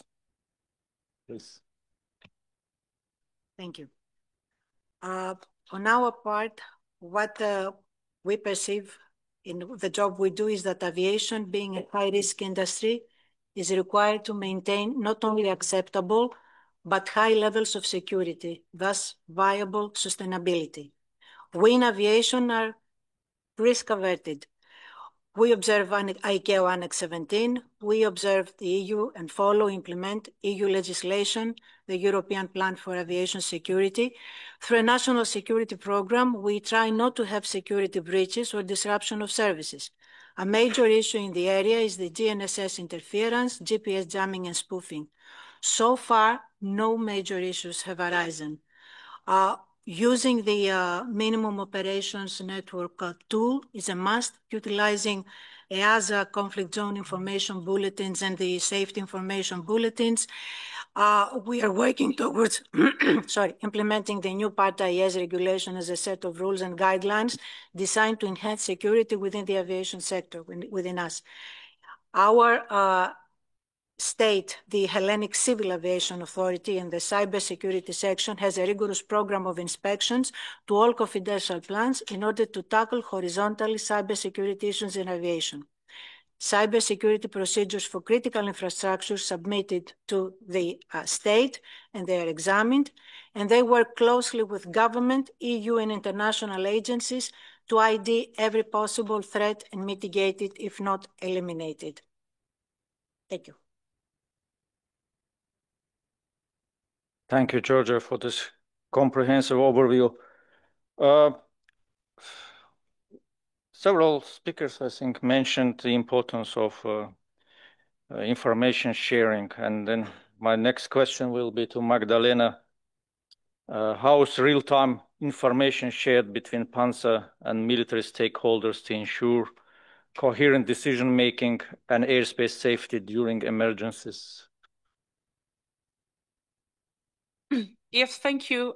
Just two additional issues, if I may. One is to what just Jacopo mentioned. I already said about this regional cooperation, and this is really something which is crucial for us, right? I saw Saulius from Euronavigację here as well, and he was even on holidays a few days ago when we stayed in contact if there is a need. Right, so this is something which is formal, informal, which is based on technology, which is based on all of the trust and systems we have.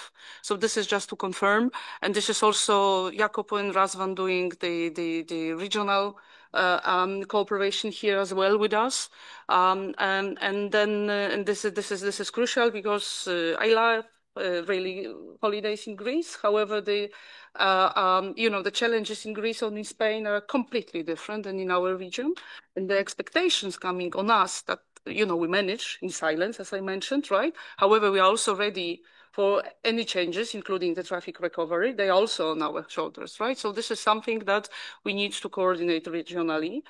And one more, apologies, Rania, again to you. Something you mentioned about this predictability, right? This is also what I'm looking for. However, as I mentioned, sometimes I have 10 or 15 minutes to react with my airspace. So then there are restrictions and there are sometimes delays purely because it is just 15 minutes. And we are preparing our staff according to the NM, right? And we are ready with the sectors. However, then it is something that we need to react. And then I receive letters from your members that there are delays. So this is something that we need to improve, right? Because it's really perfect cooperation with airlines, perfect with Airlines for Europe, with military, with the NSP and NM. And we should also somehow improve how we discuss among us, because it might be better. And this is for me as well as an NSP, of course, right? And then just to answer your question, this is something I already mentioned, right? That and this is also what Jacopo said, the technology. And I'm luckily have the in-house perfect tool for this, which is really giving me this real data. This is dynamic, right? I can really close and open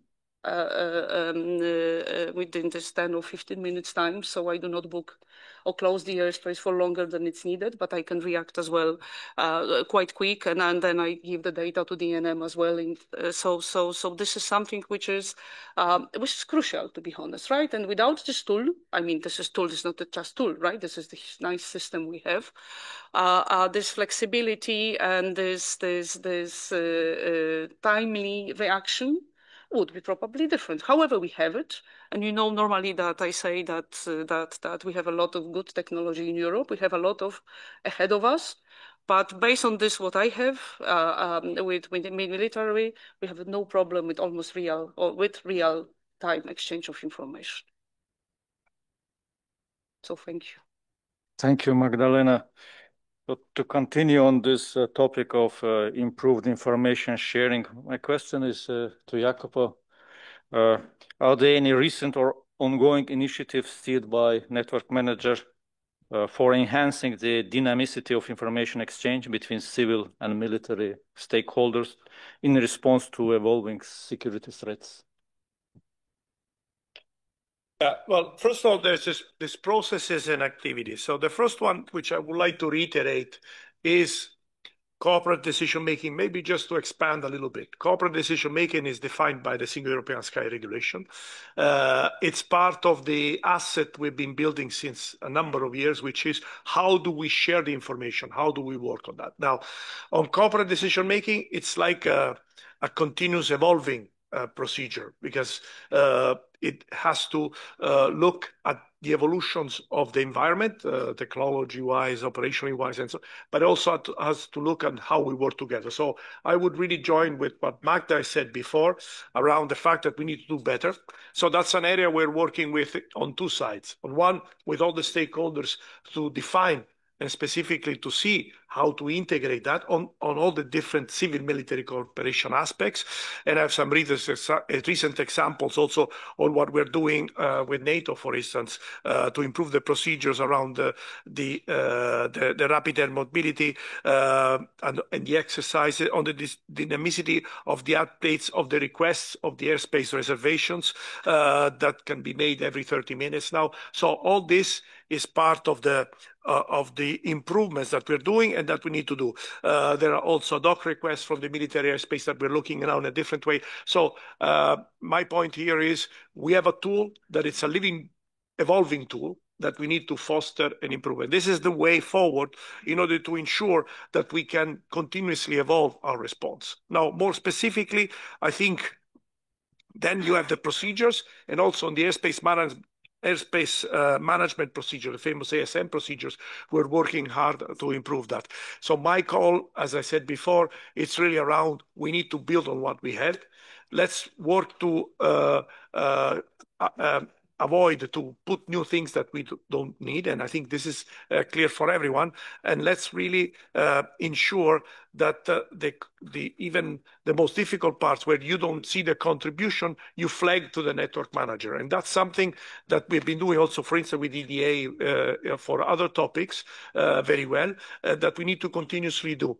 Because the only way that we will not succeed if we don't speak with each other, if we don't understand each other. Once the topic is understood, there needs to be a procedural evolution which ensures that the right level of exchange on information is done, because this then will allow to apply the procedures, to implement the procedures, and to be successful. Again, it makes me sleep at night. This is one of the things which I'm comfortable with until today, and I'm really looking forward to improve those corporate decision-making procedures. Thank you. Well, another question, I think last one related to communication, maybe from a different angle, but question to Rania. How do European airlines manage potential delays or disruptions caused by military traffic operations? And what communication strategies are in place to mitigate these impacts for passengers and crew? Well, I had time to prepare for that question. I still struggle to answer it. So I guess we do the best we can, but you've probably all been stuck somewhere and have probably been unhappy with being stuck somewhere. And some write letters about being unhappy. I agree. I get complaints and then have to pay penalties to passengers who are unhappy, and my reputation is terrible because, you know, we don't tell the world, sorry, there's a military operation somewhere, and so your flight to Greece was delayed. Enjoy your holiday. I mean, no one really does that because between us, we understand each other. So it is not an easy exercise as an airline, especially in today's world, to move people, passengers, to move planes and to move crews around. Already we don't have enough planes to move around. You might have heard that in civil aviation we have a shortage of aircraft, and that's making life super complicated as well. So it's proving to be a very emotionally charged exercise, and also a very expensive exercise. I think the European Commission has calculated that just passenger rights cost us 8 billion euros a year in Europe in civil aviation. So it's hard, which is why people are upset and which is why people are loud. But again, there are concepts out there, and the more we do to keep talking to each other and introducing as much flexibility and dynamism in the system that we have today, the better we will do.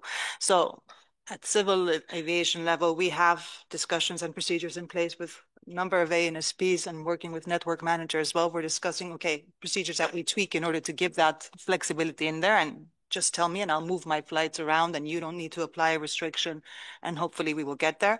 Please keep giving us back airspace when you don't need it. The feedback I hear is that the North Sea concept is a very useful concept. Is that something that we can think about expanding across other parts of Europe and using as a more flexible way of allocating airspace? I've heard some people tell me, okay, Rania, we give you back the space, but no one flies through it. So what's the point? Sorry, the system is made in an airline to optimize as much as possible. And if I can move, I will move. And if I don't, it means it's more expensive or just cannot be done because that's a restriction of the airline system at that given time. But keep giving it back, because there are times where we will use it, and because that does serve. And the more we keep that dialogue and that understanding about each other and that flexibility moving forward, we will do better, I'm sure. Yes, I love this lively discussion.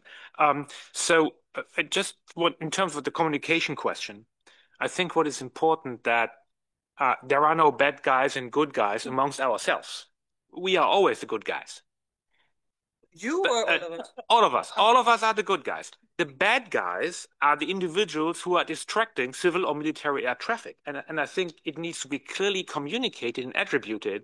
So if somebody is flying to Warsaw, for example, and there is a temporary closure of airspace, this is not because the airline likes it, but because there is an air policing mission somewhere over the Baltics, and there is one nation responsible for that, and that has to be attributed. And with this attribution, people, I mean, the aircraft will still be late, but it's a better explanation than saying, oh, sorry, we are late. So I think this has to be very clear who does what, when, and how, and our common, communication between the airlines, between the respective authorities, to include the military. And I'm not saying we are perfect on that. If we improve that, it's at least we can explain a little bit better what happens. Thank you.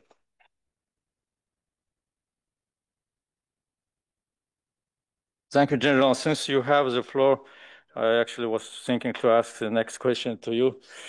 And it's what could be the best, in your view, airspace management solution or solutions to accommodate enhanced requirements for NATO training and exercises? So first of all, I think there is no that solution. So we have the solution, and then we follow that, and then all is well and good.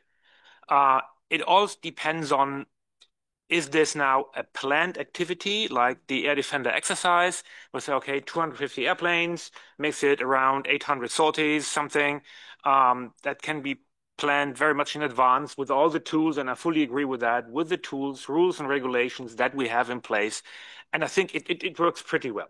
So that's well and good, but this is not our problem. The problem is the unexpected. And how do we react to the unexpected when we are at peacetime, or especially in crisis? And then I think we have to face reality that somebody has to pay the cost. The cost of airspace not being available, the airspace of cyber attacks on our systems, the problem that GNSS will not be available for whatever, jamming, spoofing. Again, the tools are available. And I think the air traffic management that we do during peacetime is a very solid foundation. And we have to invest in the development of the procedures. What do we do when the unexpected, when that comes into play? Thank you, General. Excellent points. I would like to turn now again back to the regulatory domain, if you don't mind, Georgia. If you could share with us the regulatory frameworks for civil-military coordination in Greece, how they're implemented in daily operations, and maybe any views that you have how the regulatory framework can be improved at the national or maybe supranational level, EU level, for example. Just a reminder, I'm the provider. Yeah, I understand. Yes. Thank you, Elkan. As most of you know, the airspace of Athena FIR covers a large volume of airspace and provides ATS services over territory as well as over the high seas. We are, as required, we adopt and implement relevant EU regulations and ICAO annexes and sharpen other recommended practices. So far, we have transposed into national legislation the EUROAT IFR Eurocontrol specifications for harmonized rules inside control the space of the ECAC area, the EUROAT legislation. Dynamic use of airspace is our daily function. Flexible use of airspace is implemented through airspace management cell at level 2 and through NOTAM publications for airspace reservations.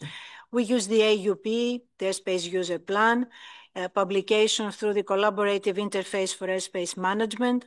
We provide air-to-air refueling either within dedicated airspace corridors or through airspace reservation via NOTAM. When organizing and executing large-scale exercises, either MILEXs or special events, we work with our Director Network Management to request a network impact assessment by Eurocontrol. Strategic partnerships with neighboring states in defense collaborations are in place. We accommodate with airspace reservation aircraft carriers of allied nations, provide facilitation at Suda Bay and exercise areas at NAMFI. We also accommodate experimental flights, and we communicate these airspace reservations with an AUUP, the European AUUP, which is published for the activation of the areas. Also, a supplement is published in AIP. We participate in all major NATO exercises, Ramstein flag. We host, INEO hosts every year. We are working bilaterally with military towards meeting deadlines for implementing SWIM.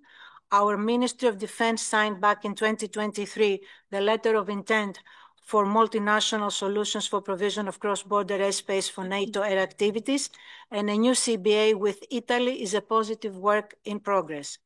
We also host Frontex operations for border surveillance and accommodate RPA's operations at NATO or other levels.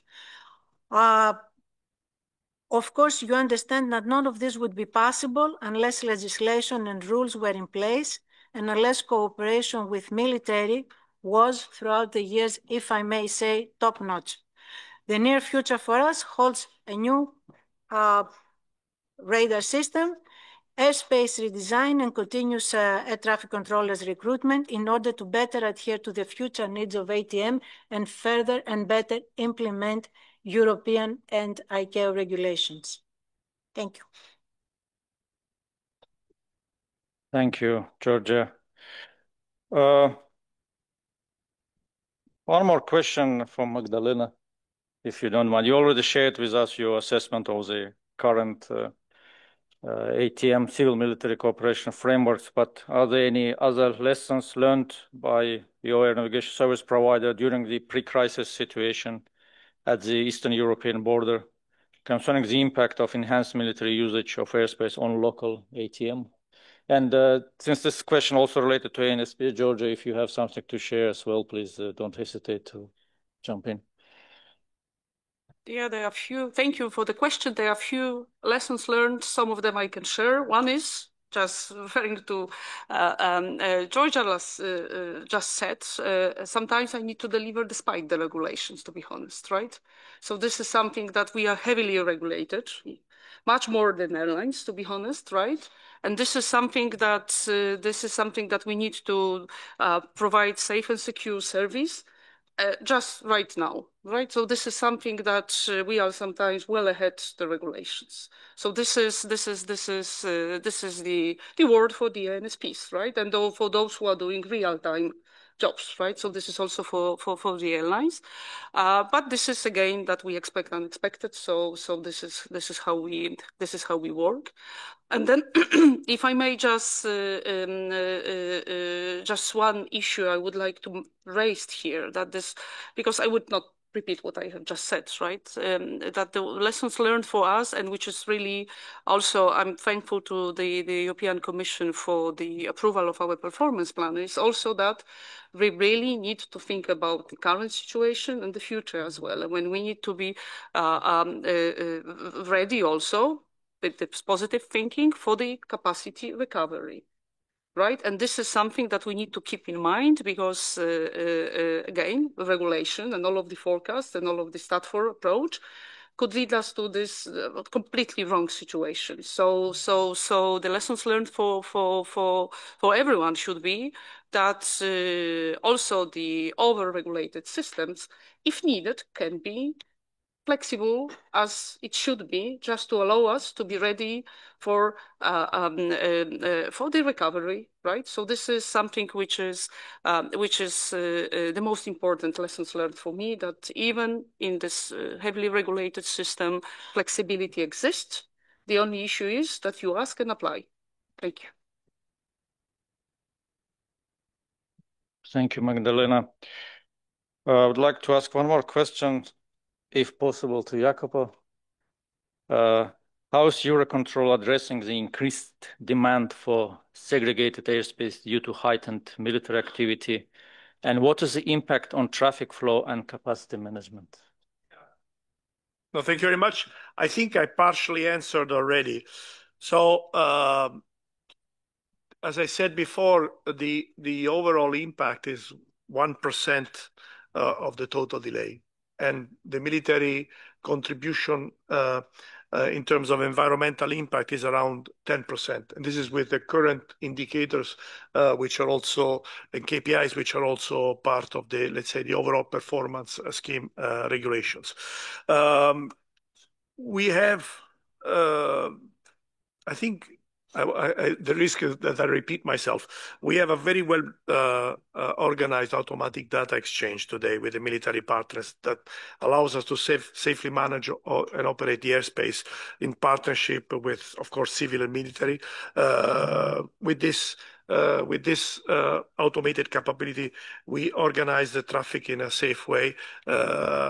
We have detailed procedures for major military activities. As I said, we have 80 military activities. And again, the example of the Russian invasion of Ukraine, the example of the complexities around the southeast part of Europe are a clear evidence that things work very well.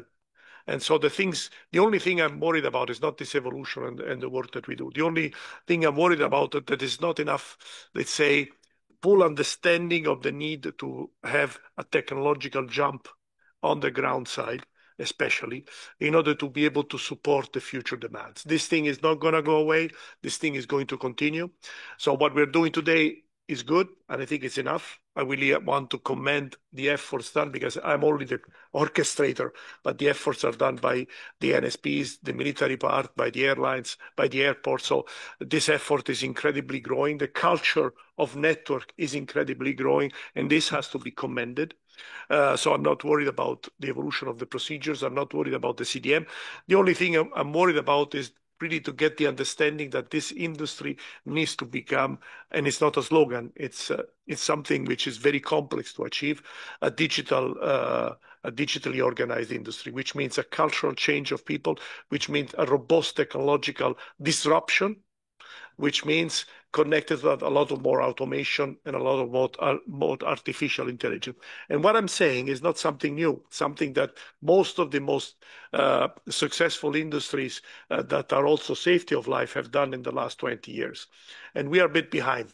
And we need to catch up, because if we'll be able to catch up, we will be for sure, and I'm sure that the effort will be there because I think the understanding is coming. We will be able to continuously evolve this addressing growing demand, which I fully agree with you. It's not going to go away. It's going to continue, and we need to manage it. We will be able to manage it in the short term, in the next 2 or 3 years.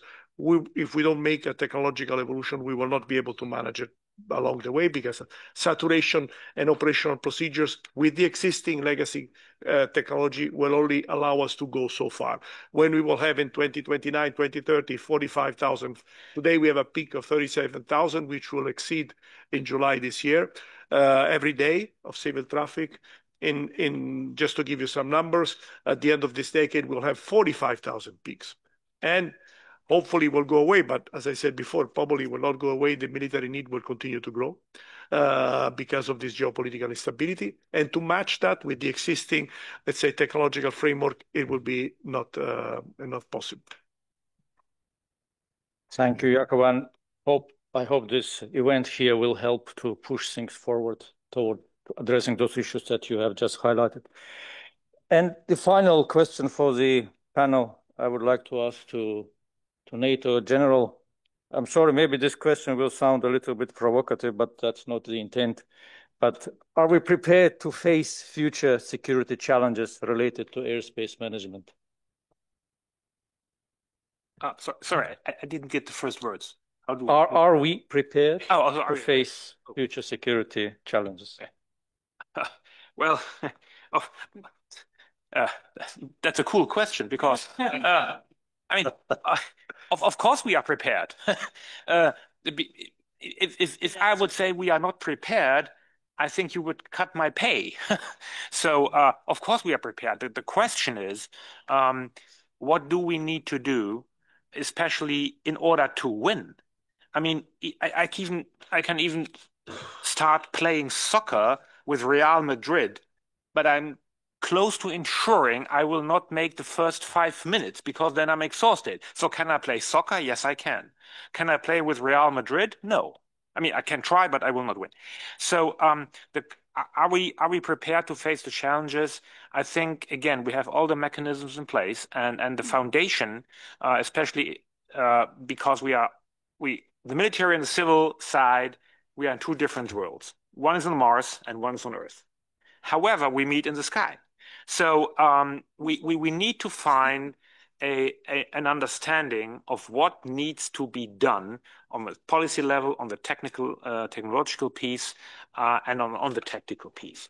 And as long as we have that, have a clear understanding who does what, I think we can stand the challenges that we see, especially because we are not in the driving seat on the challenge. This is our adversary. He defines the challenge. So we only have to rely, our only chance is to rely on our strength. And this is coordination, collaboration, use the existing systems that we have to the maximum extent possible. And when it comes to bar, please let the military fly first. Then we can all go on vacation after we have done the job. Thank you. Thank you, General. I think the whole panel agrees with you. Yeah, and I fully agree with you as well that asking cool questions, it's the easiest part. Giving answers to them, it's the most complicated part. So thank you to the panel for this exchange. Now we have 10-minute session for opens, for the questions from the floor. I need my eyes to actually see your hands if you're raising. Whoa, we have 10 minutes only. So I have to choose. Okay, lady over there, please. Oh, thank you giving me the first slot. Don't know how I deserve that. My name is Rego. First I caught, yeah. I'm not sure which one was the first actually. My name is Regula Detling-Ott. I'm the former chair of the PRB. Thank you very much for this excellent discussion. Actually, I have two questions. I was astonished to hear also from the military side the words seamless and cross-border cooperation, because the civil side has really struggled to accomplish that for so many years. As we know from history of civil aviation, it has always learned from the military, starting with the Chicago Convention, which was ratified signed during the Second World War. So is your expectation that the civil side from this very challenging situation will get the required push to really become cross-border? And the second question addresses an issue which was first mentioned, and I think he was the only one, Arndt Schönemann. What about the cost?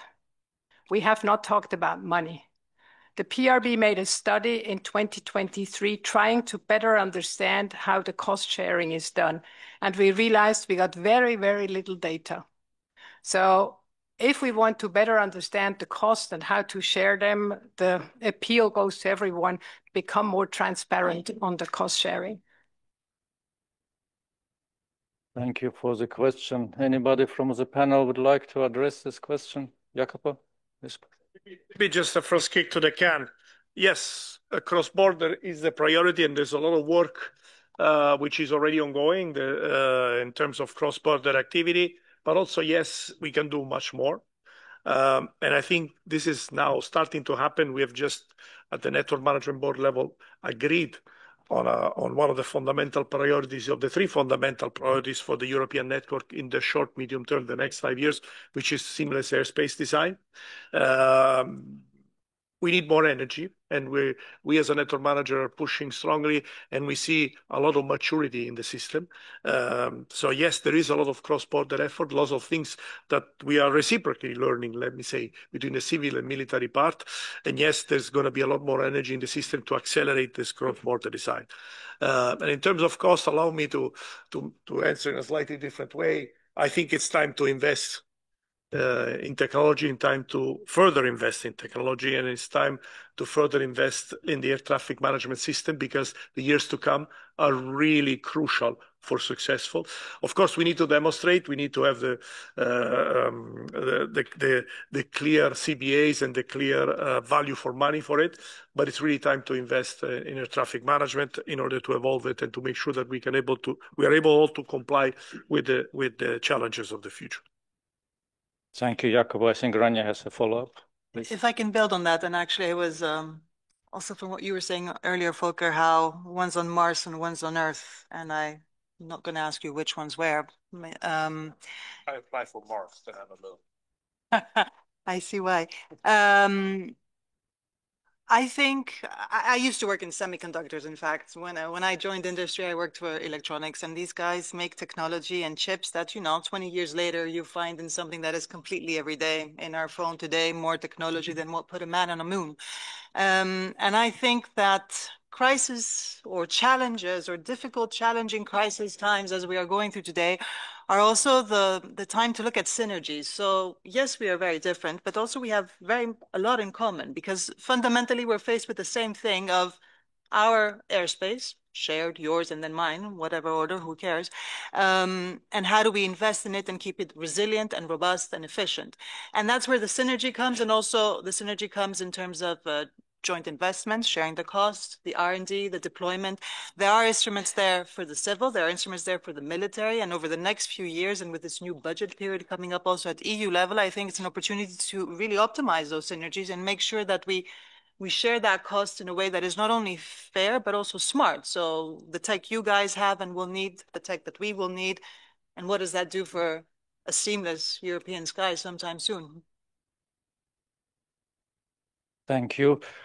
For fairness, I would like to take a second question from this side of the room. I think over there, please.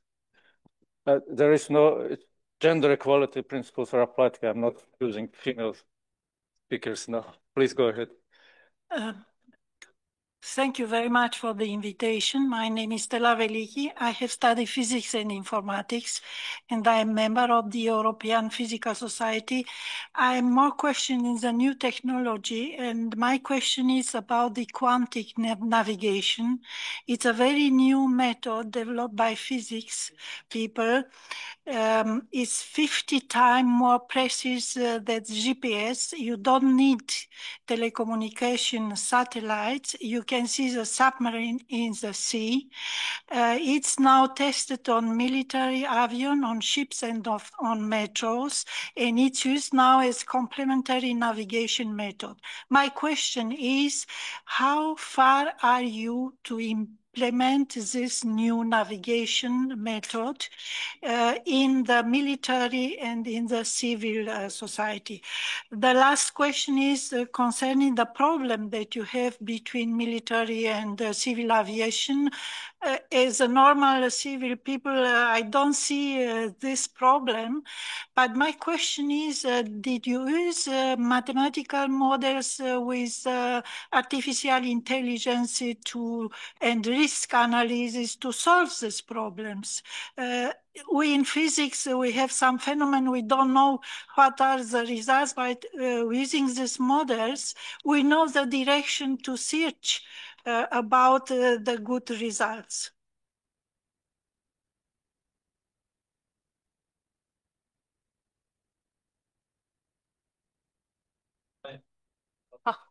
I try at least part of this new technology, or newest technology, a little bit again of safety and security and business continuity as well, right? Because this is, again, the Polish airspace experiencing this jamming and spoofing, right? And then I need to have both, right? I need to have the new and newest technology, and I need to have a conventional backup for this moment, right? And this is something which is not contradicting each other. This is something that if I have backup, this is also for the ATEM system, right? And I can rely on the backup, then I can be faster with the new technology. Otherwise, at least for the ATM and providing the air traffic services, it would not work. So at least in Panzer, we need to have both. Thank you, Magdalena. Please, sir. Yes, good afternoon, everybody. My name is Janusz Staniszewski. I'm the former CEO of Panzer and former ex-ASICS chairman. And I would like to ask a question because I had the opportunity, I don't know if I were lucky, but I had the opportunity to be at the beginning of the war, where we started to work on the airspace and on the cooperation. It was a very difficult time for us, really, because within just 1 month, we had to redesign the airspace totally for the purposes of the NATO and the air forces. We all are saying that we have to do something. We have to be more robust. We need to have a robust technology. We need to speed up. war is at the boundary of Poland and other countries. How are we going to do that to speed up and to improve the technology, to improve the cooperation, and to fulfill the requirements of all the airspace users? Because I will not agree with one thing. There is no military airspace or civilian airspace. Airspace is common, where every airspace user has an equal right to conduct the trajectories. So when and how we gonna implement and improve and speed up those activities which are needed? So, Jacopo, please. Because I was trying to raise my hand before, I wanted to answer the colleague from the second part of their question, and also related to what Magda was saying, because I think it's really, really important. It's a little bit also connected to this question. Today, yes, the answer is yes, we are introducing artificial intelligence, we are introducing automation, okay? As you know, in Eurocontrol, we just put in operations the new system, which is fully cloud-based, and it's called INM, and it's as an open digital platform. We don't have that spread all over Europe today at this moment. And in order to inject high level of artificial intelligence and automation to do the steps for the future, we need all Europe, all the navigation service providers to do that. Now, to do that, Magda said a very important point, which is we have legacy systems that we cannot stop, because if we stop, we don't operate. And we need to introduce this new model, this new service delivery model very quickly. That's why it's so important, what I was saying before, we need investments, parallel investments, support to those investments to ensure that we are able to very rapidly to deploy this parallel track and transition to this new environment, because the level of software codes, the level of complexity that artificial intelligence and automation brings into the equation to enable to operate those capabilities of the future cannot be handled within the legacy system, the closed legacy systems of today. That's why I just wanted to reiterate what Magda said, which I believe is very, very important. Thank you, Jacopo. Please, General, and then we are closing this part, okay. Please. I would argue two things. Yes, the airspace is common, that's true, but there are different priorities over time. Secondly, I think that the civil and military side, for all well and good, we are optimizing towards different aims. The civil side, of course, you're optimizing towards profit, which is okay. The military side, we have to optimize for the best operational effect. This is what we need to do. And I think again, I fully agree that we need to build on what we have, but we have to better anticipate what will be technologically the future. And when we have swarm technology, when we have hundreds of airframes in a congested airspace, this is a totally different ballgame. And I think that we have to prepare for that. We can prepare for that. But that requires conversations between the different stakeholders, and it requires the acceptance that over time, in a common airspace, we have different interests. Thank you. Thank you, General. I understand there were a lot of requests for floor, but we have to move forward and also respect time allocation for the next panel. So thank you for the excellent discussions. I'll move to the next part, which is normally a wrap-up by me, but and also in preparatory discussions with the panel, I thought it would be not optimal use of time of this distinguished and very experienced panel. And also personally, I don't like rephrasing or rewarding the words of other people, risking misinterpretation. So I would give, let's say, 30-40 seconds per each panel member. Formulate your main takeaways from the discussions here. Rania, can we start by you, please? The privilege of surprises, huh? If I were to summarize, airspace design and management should be based on demand, our respective demands. Let's start from there. The more we talk and continue to talk to each other, we will make it. And then, Yuria, what you said, where there's a will, there's a way. It's true. And we've made it so far. So what lies ahead is an opportunity to do a new jump in Europe. And that would be to the benefit to both of our worlds. So where there's a will, there's a way. Keep talking. Thank you for these very wise words. General, please. Okay, 30 seconds. I will be short. Great discussion. We have everything at hand that we need. We simply need to use it. Thank you. Thank you. General Magdalena, please. I can only say I fully agree.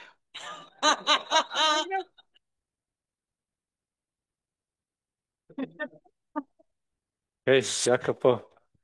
I think it was said perfectly. We have what we need. We just need to use it and use it continuously in an improved way and accelerate technologies. You see, now you understand why I didn't want to do the wrap up myself. So I think, please join me in thanking the panel for the excellent discussion.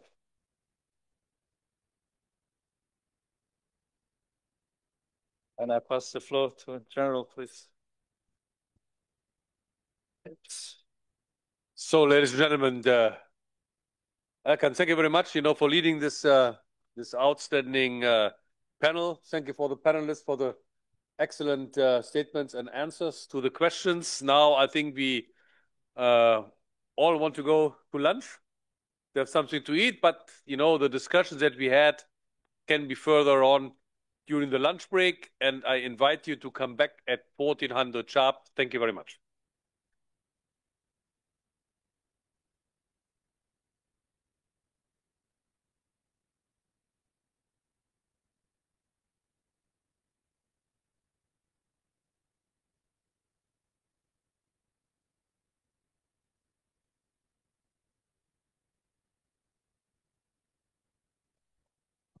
Dear all, sorry, dear all, don't forget the meetings at the NM Ops.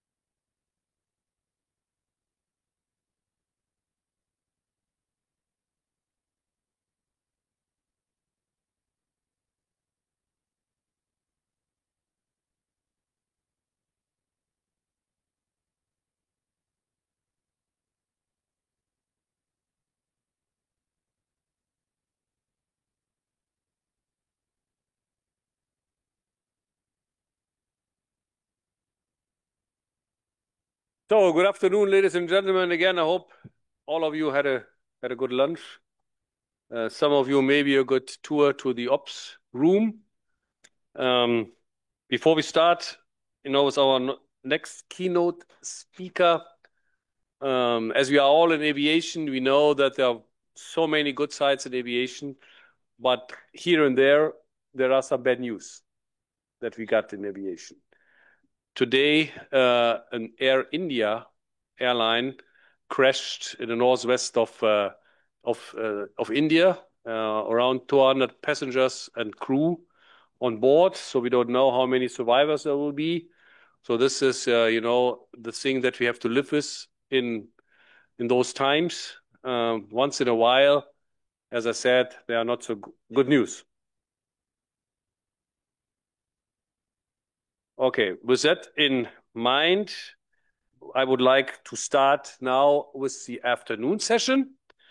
And I'm very honored and very happy and glad that Maria Grazia La Piscopia, the Executive Director of CESAR Deployment Manager, in charge since 2022, will present us, with her keynote speech today. Under her leadership, SDM has placed strong emphasis on stakeholder coordination in shaping the European sky, particularly in the context of digital transformation, sustainability, and security. She has 25 years of experience in the aviation air traffic management sectors, mainly in Italy. And prior to her current position, she served as SDM Chief of Program and Strategy. I don't know a better female today, to brief us, because in the civil military matters, her father was military, her husband is military, and her son is also military, flying helicopters. Maria Grazia, I'm very happy to have you here.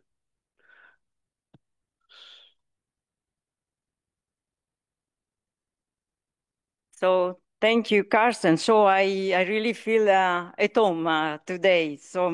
So good afternoon, everybody. I am, as said by Carsten, I am the Executive Director of the CESAR Deployment Manager, and my first task is to keep you awake after lunch. But yes, apart the jokes, it is a real pleasure to be here with all of you and have the opportunity to share the importance of technology as one of the tools to enhance the benefits coming from civil-military cooperation.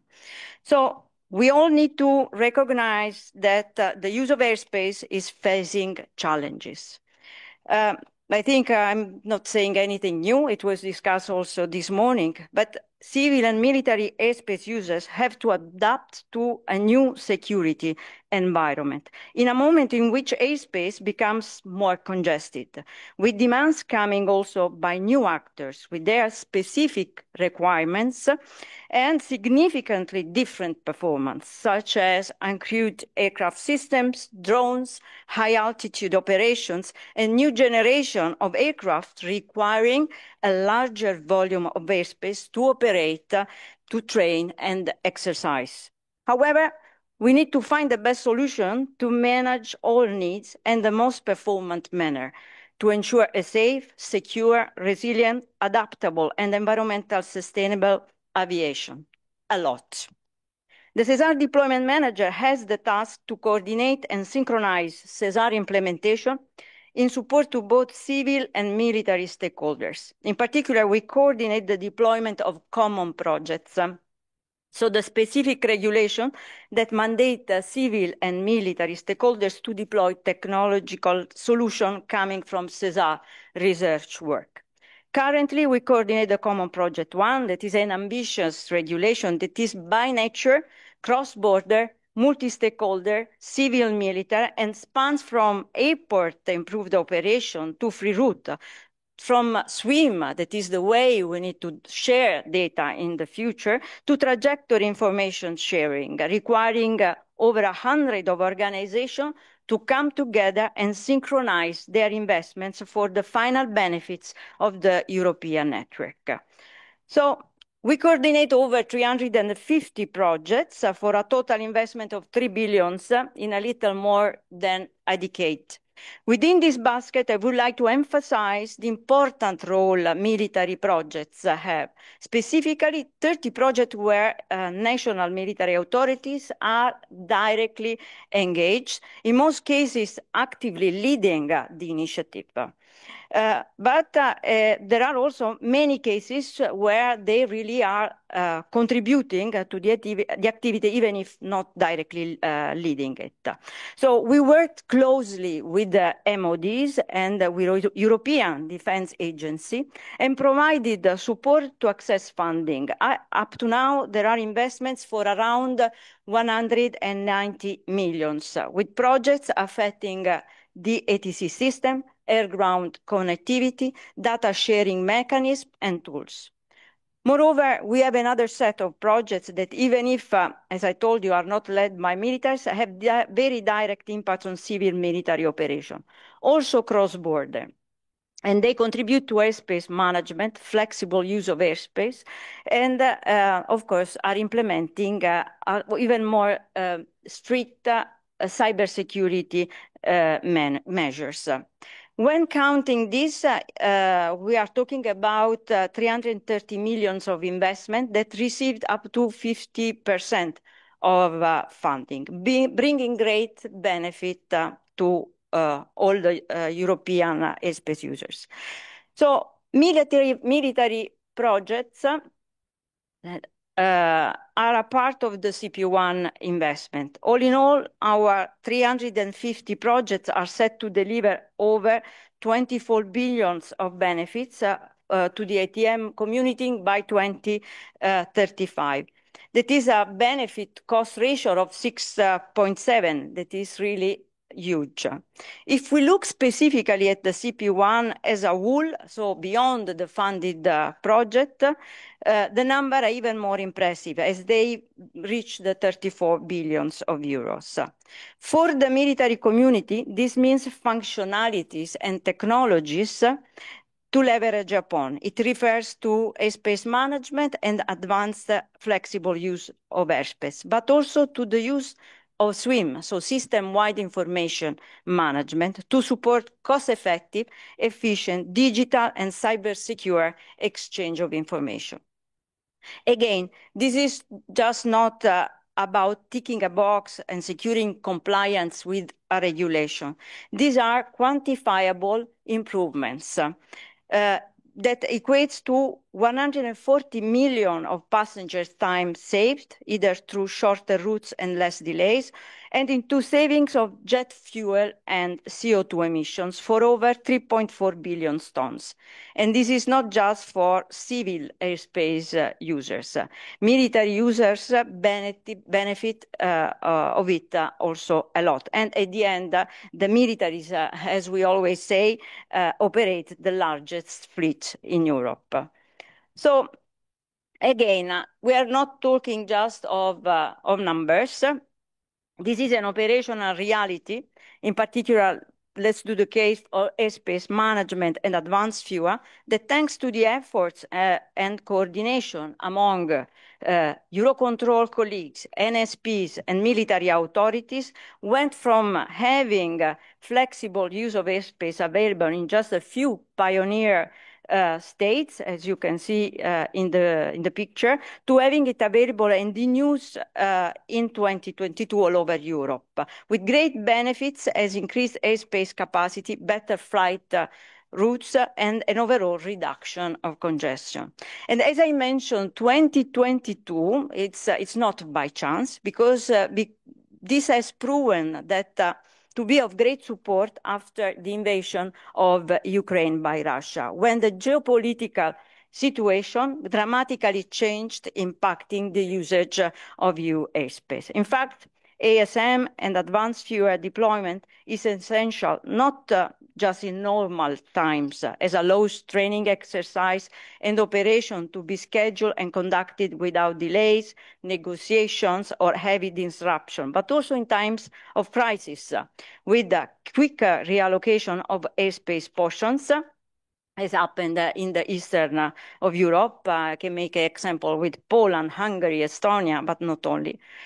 Or supporting multinational operation in case of big Air Force exercises. I think we referred also before to the NATO Air Defender 23 that was hosted by Germany.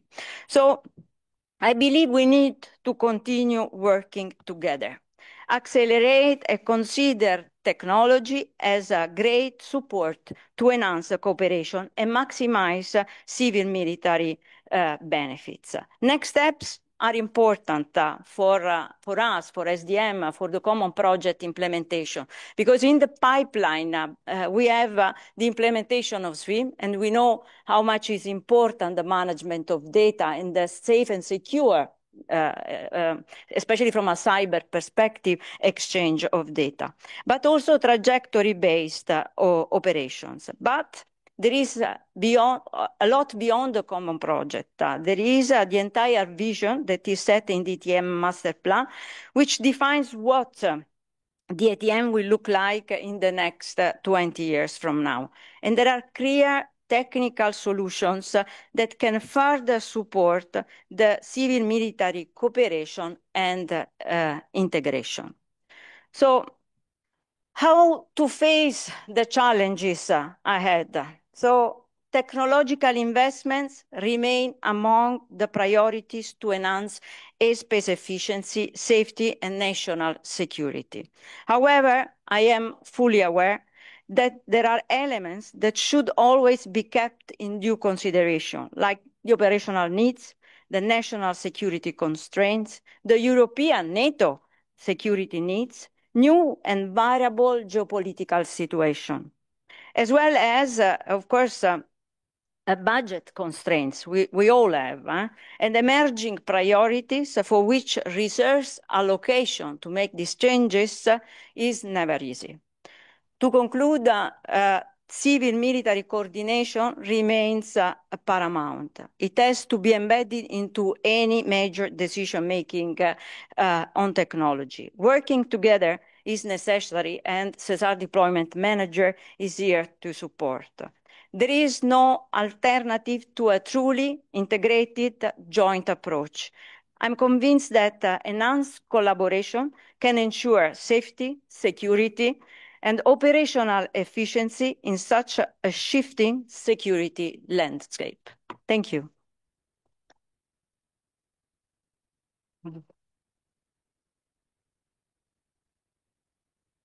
Maria Grazia, thank you very much for this excellent speech, opening a little bit of a different perception as we had this morning.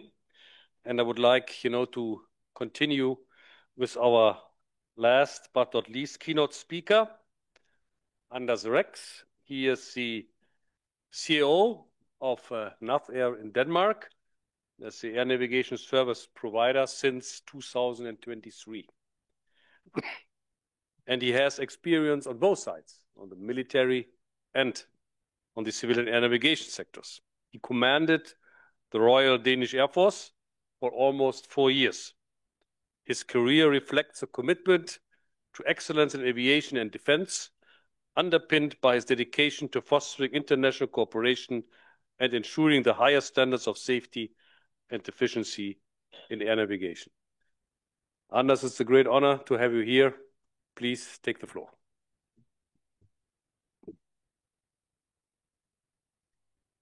Thank you, Carsten. Generals, Director Generals, ladies and gentlemen, good afternoon.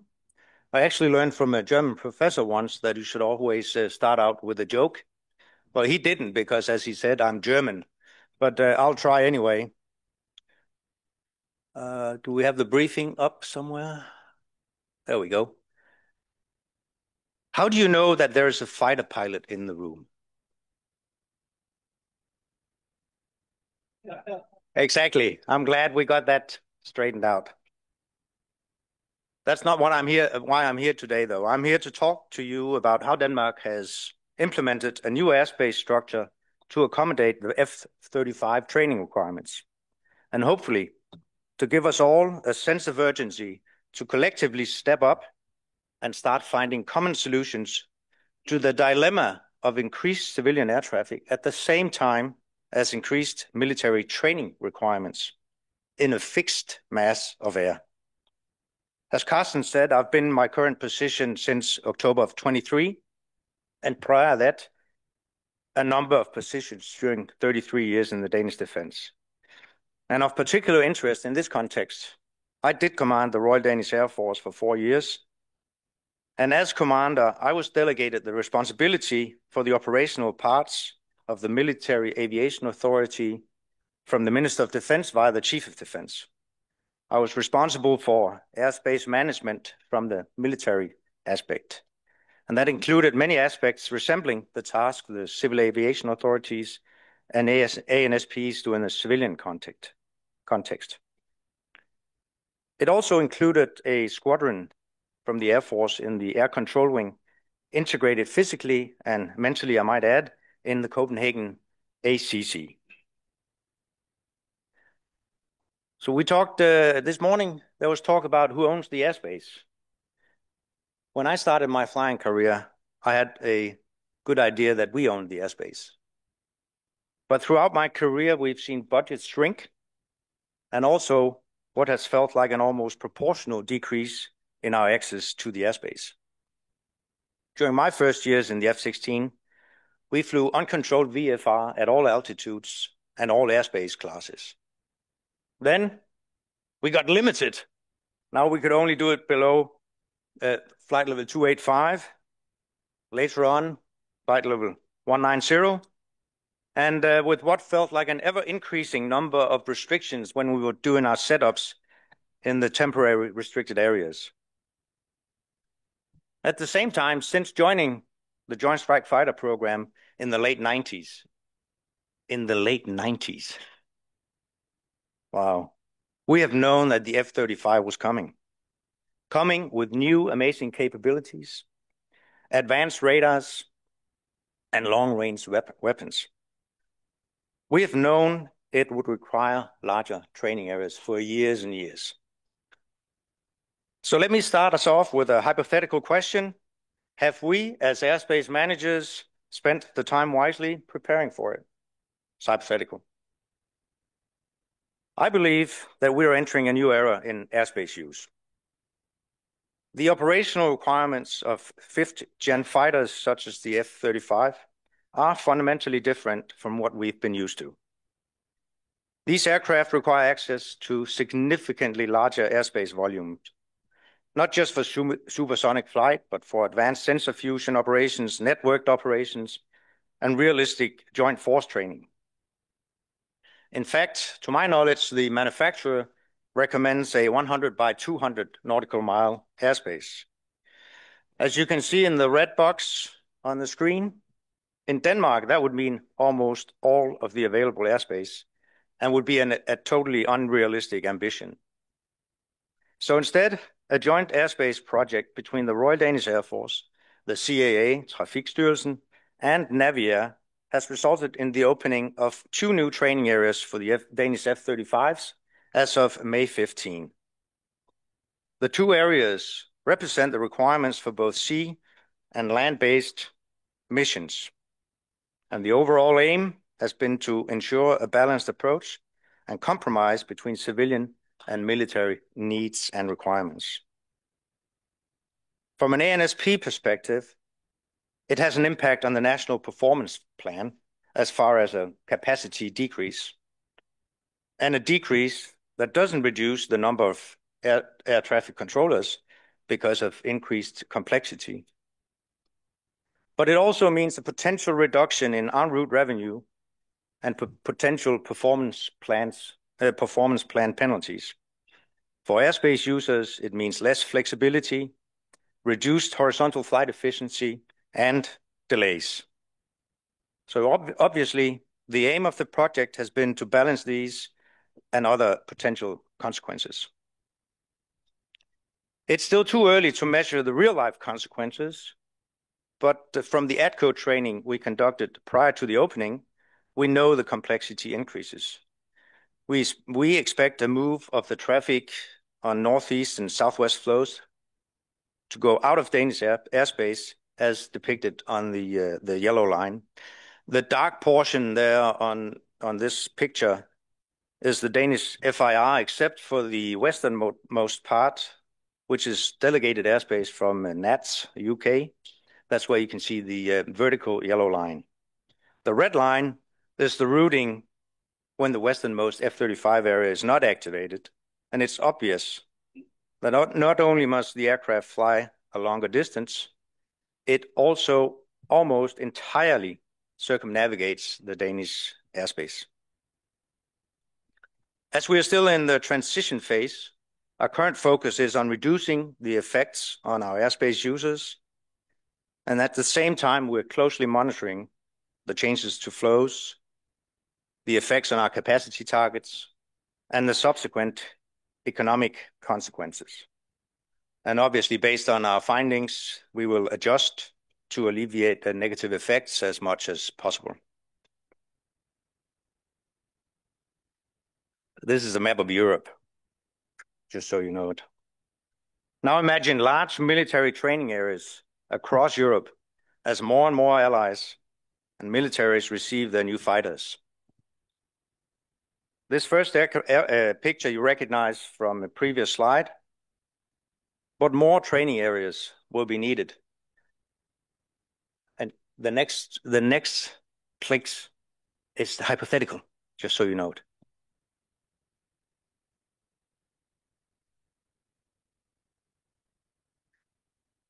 I think the Norway one is probably correct, but this represents a big challenge to all of us. Then add the geopolitical climate and vastly increased focus on European defense, on spending, and on military capabilities. Not to mention the political will to support the military in the build-up and in meeting its training needs. Just like Jabber or Lieutenant General Steur from the Netherlands Air Force talked about, he was in charge of plans and capabilities in the Dutch defense. I was the same in the Danish defense from 2021 to 2023, where one of my big tasks was to do the long-term defense planning for Danish defense. And I can assure you that increased defense spending will result in increased numbers of aircraft and almost a proportional increase in training and airspace use. So just as the civilian market will increase, so will the military. And if we want to support this and to reduce the consequences for all airspace users, we have to do it together, also politically. We cannot fix it bilaterally. It's simply, in my view, too complex. As a representative of the civil aviation community and with personal experience from the military, I fully understand and support the strategic necessity of these military requirements. But I also see the operational and capacity pressures on our shared airspace. The civil network cannot afford inefficiencies, and the military readiness cannot afford constraints. This is why the role of air navigation service providers is now more important than ever. We are not just service providers. We are strategic enablers.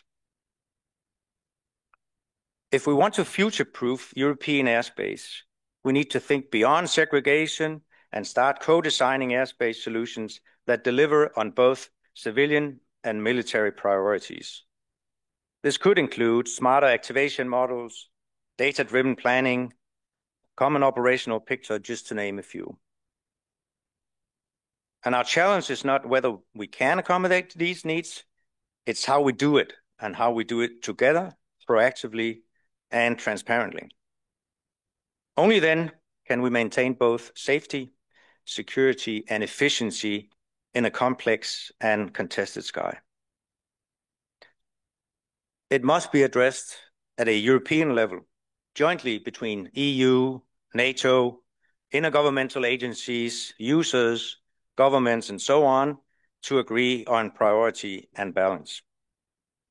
We must assess and possibly change performance regulations, as a network perspective cannot be mitigated in national performance plans.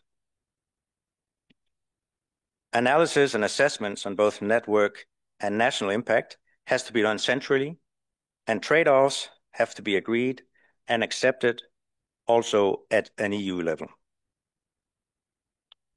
With that introduction to the new Danish F-35 training areas, I'll leave you all to think hard and work hard on common solutions to our common European challenge. The challenge of fitting increased civilian air traffic and increased military training in a fixed mass of air. Thank you for your attention.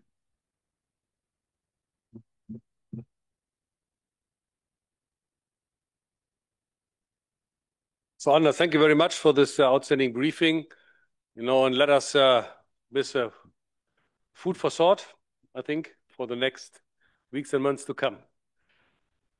Now, ladies and gentlemen, we come to our second panel, the afternoon panel, and this panel is led by Mariana Angelova.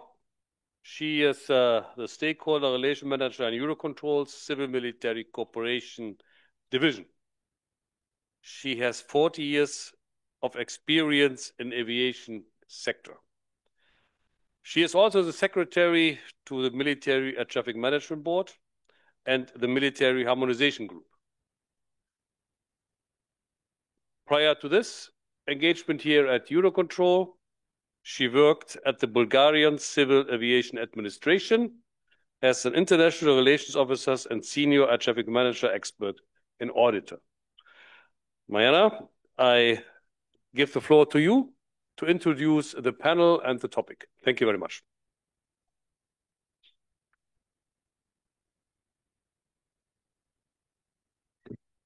Thank you, Major General Carsten Stoye. Good afternoon, distinguished participants, honored guests, and speakers. This summit demonstrates civil-military collaboration, cooperation, and coordination in airspace and beyond, from national, regional, and international point of view. In the morning session, and I would like to thank you, it was really lively discussion and we enjoyed a lot. It was highlighted that nowadays we face various challenges, especially in the aviation field and when it comes to managing the use of the airspace. It is not news that today's airspace is getting more complex and congested, and now commercial traffic operates at higher altitudes, while operations to, from, and in space are rapidly increasing. It is also not news that the airspace is already a home of more and more actors that explore different opportunities, envisioning advanced technological developments. The launch and recovery of space vehicles through what might be regarded as traditional airspace or conventional airspace, as we call it, present their own unique challenges. At the same time, full integration of the higher airspace and the space operations with the other traffic in low airspace, either to be conventional or use space, mainly for the launch and recovery phases, you agree it's a must. It is important to highlight that uncontrolled object reentries can pose significant risks to aviation. When a large object, such as a satellite or a space debris, re-enters the Earth's atmosphere without proper control, it can create hazards in the airspace or even potentially collide with aircraft. National and international collaborative decision-making, and it was highlighted today in the morning session as well, is essential to ensure safety through the whole process and trajectory. There is also need for a well-established or well-founded civil-military cooperation from the outset of any development or regulations. The civil-military cooperation in space, as it is in the airspace, requires a balanced consideration between promoting the peaceful use of airspace and addressing security and defense concerns. At regional European scale, space traffic management is a developing concept as part of a broader EU Space Act, you will learn later. It covers means and regulations to ensure that space regulations from beginning to end are performed in a safe, sustainable, and secure way. On the other hand, by establishing international cooperation frameworks and harmonized mechanisms, the international community should address the new actors and threats in space and find global solutions. Such measures are crucial for ensuring the peaceful, secure, and sustainable use of outer space for the benefit of all stakeholders. This platform is a great opportunity to discuss airspace integration challenges from surface to space and its impact on the ATM system and procedures. Today, we will present to you the European experience on meeting these challenges. We invited European leaders in the aviation domain, both with the civil and military background. They will present and exchange their vision and goals regarding airspace integration and the evolution of the ATM concept, in particular, the use of airspace. Allow me to introduce to you our distinguished panelists. Dr. Tim Florer, Head of the Space Debris Office, European Safety Agency. Flor Diaz-Pulido, Deputy Director for Aviation, DG Move, European Commission. Christophe Vivier, Head of Single European Sky Unit, European Defence Agency. Colonel Ray Martin from the Irish Air Corps and Chair of the Military ATM Board. And Stephen Moore, Head of ATM Network Operations in Eurocontrol. Welcome and thank you for your commitment to be together today. If you would like to see the outstanding careers of those European aviation leaders, you can consult the website. I would like to start the discussion with asking you one main question, dear panelists. What do you consider to be main challenges for integrating space operations in the European airspace from your organization's perspective? Then I will suggest that we deep dive into what is at stake, what we do, what the future will bring to tackle those challenges. Please, the floor is yours. Let's start with Tim Florer from the European Safety Agency. Tim, the floor is yours. Yeah, thanks very much for having me and giving the perspectives of the European Space Agency. And well, this morning and also now you heard several times that space is getting congested and contested. And it was meant to be the airspace, but I can assure you, same applies also to space, higher up. That comes in parallel to a increasing dependence on the space as an infrastructure that affects everybody in its daily lives. This is not limited to military, this is not limited to civil use cases, and it's for sure also not limited to getting to the airport and from the airport by using satellite navigation. No, this goes far beyond that. So space is everywhere, and also the commercial aspects are increasing very, very rapidly. There's a real game changer there. We are launching more than ever. And when you consider that you're launching more than ever, also it means re-entries are increasing more than ever, and uncontrolled re-entries have just been introduced by Mariana. Let me now focus in the answer to your question a bit on these uncontrolled re-entries and leaving the launch aspects to my colleagues here on the panel.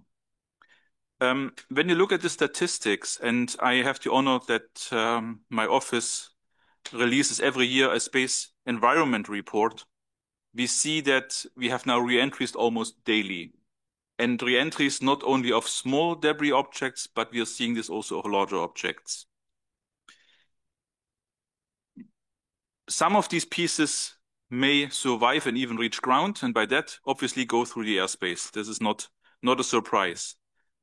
So far, only rarely they have caused damage on ground, but this is statistics, and we recently saw in February this year damage in Poland, left and right, to a major Autobahn there in Poznan. Technically speaking, and I apologize for being from a technical agency, the main challenge for me is that the accuracy of these re-entry predictions that we can do today is not at the level typically required in aviation. And secondly, the use of multidisciplinary data that we need for these predictions is absolutely challenging in the probabilistic risk assessment that we need. 2 examples for that. We have detailed studies on the vulnerability of impacts to aircrafts. What we are lacking is the same quality of level for models describing how spacecraft break apart and how many of these fragments they create. And secondly, when we think of the protocols that we use for airspace closure, and the costs related to that, we know that these are primarily applicable to controlled re-entries and they are applicable to launches, and this works somehow. But for these uncontrolled re-entries and these windows that we can give, we are subject to increased uncertainties. And when you think of hours, you can clearly see that it doesn't work and it cannot proceed like this in view of the increase of uncontrolled re-entries. The second point is that we may not have the same understanding of acceptable risks. We don't have an easy way to communicate effectively and efficiently what is risky and what is not. We see first color-coded schemes for these re-entries, but it's mainly based on the mass of the spacecraft. And the mass of the spacecraft, let me tell you, is only one parameter, but it's not the only one. Just a few days ago, we saw a re-entry of a former Soviet space probe to Venus that came back after decades. And there we saw an enormous media interest. So there's not only physical parameters, not only risk parameters, but also the interest of our stakeholders, of the public in these events that we have to consider. And then when we speak about interfaces between space and air, we may not have the same understanding of uncertainty, as I said already, and the space sector may not be fully aware of what this means in air traffic control. And we need to get better in communicating this and finding proper interfaces. And we need to have transparency and communicate the risk once we understand that. And I certainly have a few more ideas what can be done, but we come to it in the further sessions. I would only want to conclude with my opening remarks here that there was a nice statement of an enemy that destroys your flight plans. Uncontrolled re-entries are my enemy, for sure. The only advantage of this enemy is it follows the laws of physics. And when I can model this, I can certainly help, but I need to get better there with my colleagues in the space domain. But I want to conclude also with a quote that was also said before, it's now the time to act. We cannot continue as it is. And Time to Act was also the title of a short movie that we produced 2 years ago. So happy to see that this is the common understanding also in the air traffic control community. Thank you. Thank you, Tim. Yeah, definitely we can agree all that we need a common understanding of the processes and what we are doing together. I would like now to pass the floor to Flor Diaz-Pulido to tell from the European Commission perspective what are the main challenges for integrating space launches into airspace operations. Thanks. Thank you, Mariana. And let me start by saying good afternoon to all of you. It is my pleasure and my honor to address me to your community. It's my first time in anything related to civil military aviation because I only took over this position 6 months ago in the European Commission. I am old in aviation, but I am new in ATM. So I am really delighted and I am learning today. So bear with me. If I am not as fully technical as Tim or the other members of the panel, I will get there. Just give me some other months. I wanted to start saying that the space policy is key for the European Union, and it will remain key, a key activity in the next decades. We know that space activities are growing more and more everywhere in the world, and we want to be part of that revolution. And we know, I mean, first of all, costs are becoming cheaper, but this is not only the reason. I think the fact that we need to keep our strategic autonomy, the fact, and I think the current geopolitical situation shows that it is important for the European Union to be able to take up our own space policy on our hands. But secondly, because it is a huge new economic sector that can develop. Coming from aviation and being very young when I started in aviation, I've been a witness of the opening of the air internal market and how huge economic benefits it brought to society. So we think that the space revolution can be similar to the one we had on aviation, and it is here to stay. And we want it here to stay. You know that we have the Galileo constellation, that we have the Copernicus constellation, and that the European Union is coming with the IRIS2 constellation on medium and low orbit. So clearly our space vocation is here to stay. At the same time, and this is my main challenge, we need to address safety. You know that safety in aviation is the key word, is what we never compromise. Safety in the interface between air and space shall still be the pivotal word. And this is not only safety regarding re-entry, and then I think Tim went really into details there. It's not only safety for that, it's safety in all the operations, but safety that works both sides, that can minimize the cost and the impact on the aviation sector as well, so that we minimize the closure of the airspace, for instance, that we can, Tim was saying that we need more data, we need to better, accurately, more accurate, come to what is exactly when the re-entry will take place, and we need a better flow of information for the space launches as well, because there is not only the law of physics, it's the law of human and how we scheduled our own activities. So safety for me is essential to avoid the risk of collision, as you mentioned before, but to avoid and minimize the economic cost. And it's not only economic cost, it is because it has an environmental, a sustainability impact on aviation as well. If I need to close airspace so that my planes need to fly further, higher, lower, more time, that has an economic but an environmental impact on the sector. So whenever we are thinking about our space operations, we need to take all those challenges into account as well. Safety, financial, sustainability.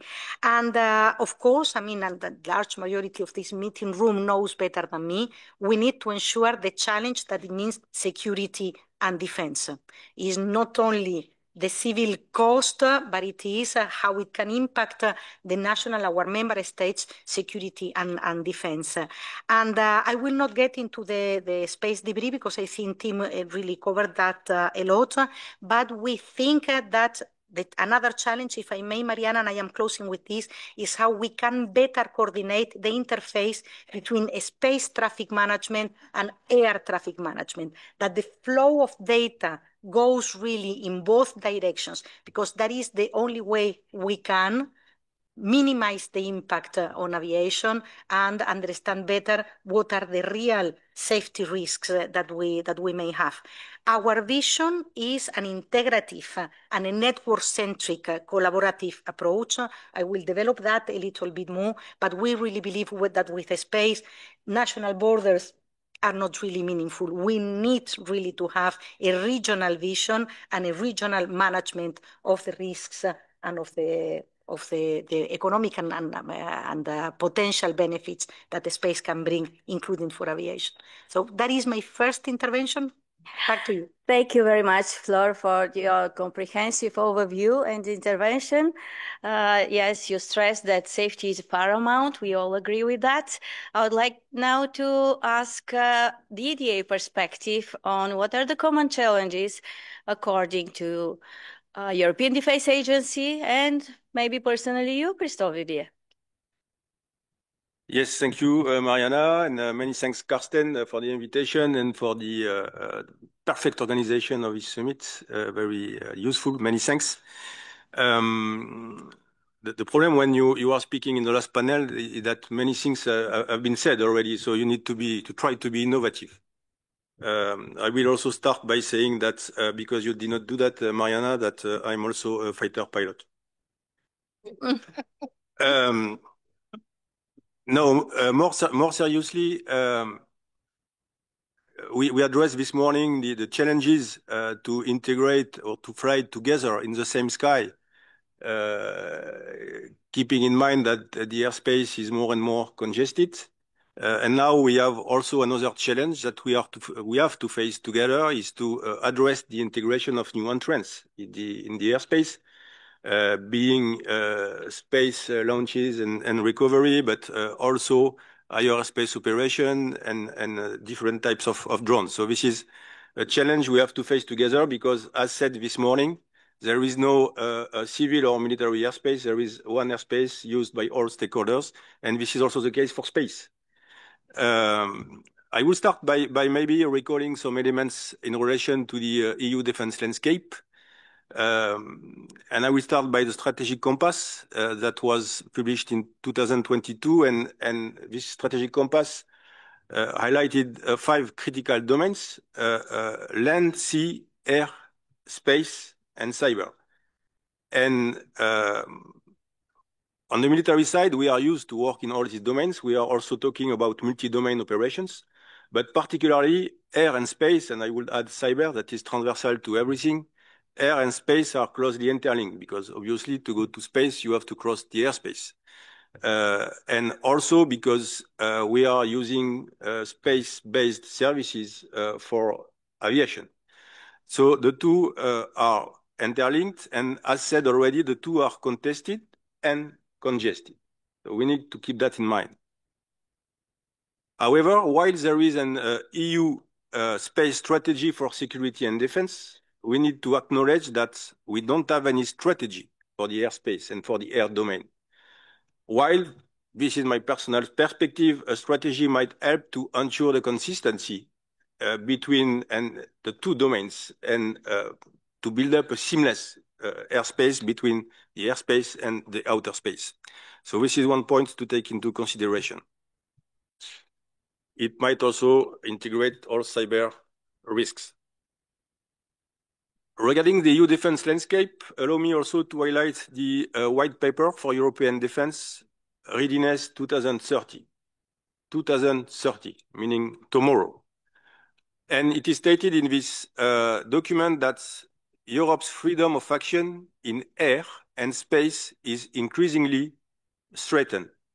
So this is also something to take into consideration, and this is why space is also of military interest. Now, to come back to your questions, challenges. There are many challenges, but allow me maybe to highlight 3. First, and as said already by Flor, we need to bridge the two domains.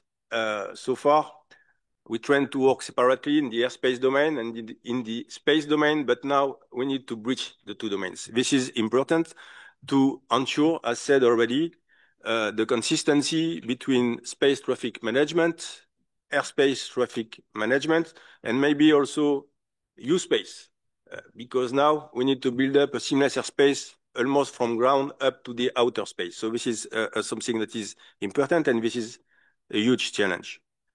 Second, I will not be innovative, but I will repeat what has been said at least 50 times today: civil-military cooperation. This is key. But in order to make to put the nice pitch into concrete action, we need to work around concrete issues, concrete projects, concrete objectives. So this is what we need to do. And amongst many domain on which we can work together. Data exchange, this is key, and this has been already highlighted several times. Coordination regarding the use of airspace. We have the flexible use of airspace for the conventional airspace. What about the low altitude, the higher space operation, or the outer space? And also all the technological and regulatory aspects. And the last and the third challenge I would highlight, it's that there is a change of mindset.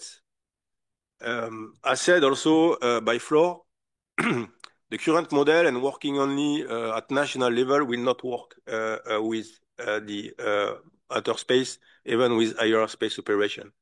So we need to move to, let's say, maybe a national approach, to a regional approach, to have complementary approach.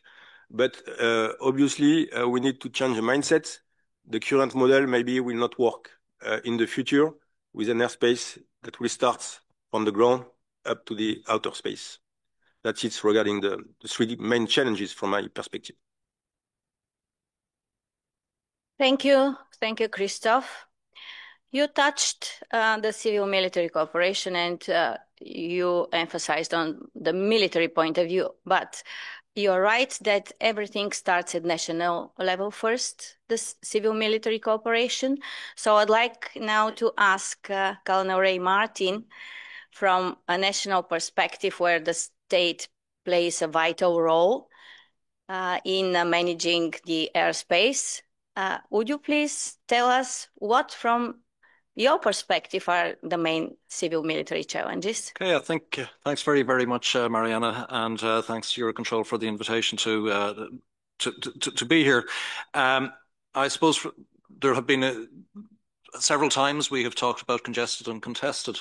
I'd like to introduce a third C, and that's competitive. And I think that's really important because the space market is a competitive market between companies, between states, and between regions. And I think that adds a certain frisson to the challenges that we have. And I think the challenges from a military perspective might first of all be regarded with regard to, I suppose, the airspace congestion, that first C, and the deconfliction that's necessary for both space launch and recovery. And that obviously has an impact on the military, particularly for those states that are involved in high seas operations. So the maritime states are probably the first to experience the pleasures of dealing with both space launch and recovery. And there may be constraints on the military activity as a result, or we have to accept perhaps a heightened level of risk in certain circumstances in order that our missions can go ahead. And I'm reminded of a comment of one international colleague who made the point that kind of regardless of whether that's a danger area or DRA or any other form of airspace, if the mission demands, we're going to have to go there anyway. And that's something that there is going to be a balance on the military side between mission accomplishment and the acceptable level of risk, as mentioned by Tim earlier. Second point, I think, kind of that's reasonably significant from a challenge point of view is the scheduling and coordination that's required. And sometimes the planning cycles that may be there for space launch, the planning windows and indeed the launch windows that are available may well be set in stone well out.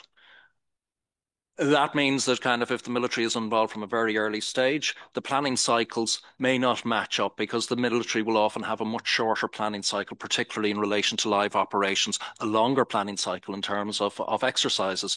And in some cases, there will be cases where although they are involved at an early stage in the planning cycle, there may be aspects in terms of operational security which result in difficulties in full engagement at an early stage, and that can be an issue. The second one in terms of the scheduling coordination is potentially the late advisement of a potential launch. And again, kind of you can have that for, again, that competitive reason of whether it's commercial sensitivities or whether it's just the way the process is of the state or region as to how the sponsor in terms of how they will advise or notify the launch.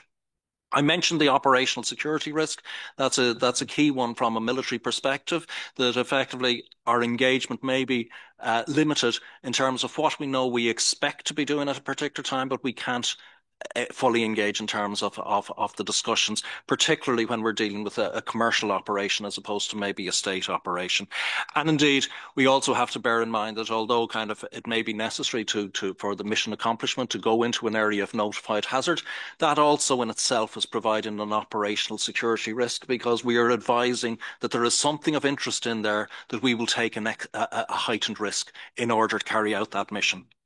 Resource allocation and strain is another challenge. So, for example, particularly with crewed flights, we will have situations where the military will have to assign resources in terms of search and rescue, because we mentioned about earlier the press interest that may be involved. These are high-profile events. If there is a disaster, there's massive human interest in it. And therefore, on occasions, maritime states will be required to put assets aside in order to help with search, rescue and recovery operations.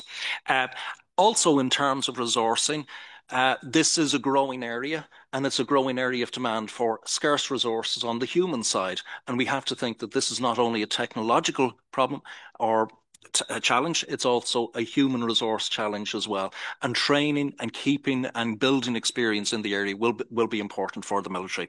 And then finally, the last challenge is probably all those four preceding ones are also filtered against a level of legal ambiguity, and perhaps a case where we're continuously reinventing the wheel to carry out slight variations of the same thing, or indeed doing the same thing with another set of countries. And there is the risk that kind of again and again we will develop ad hoc procedures and perhaps a disconnected way of dealing with the same problems. So those are probably the key issues we'd see from the military perspective. Back to you.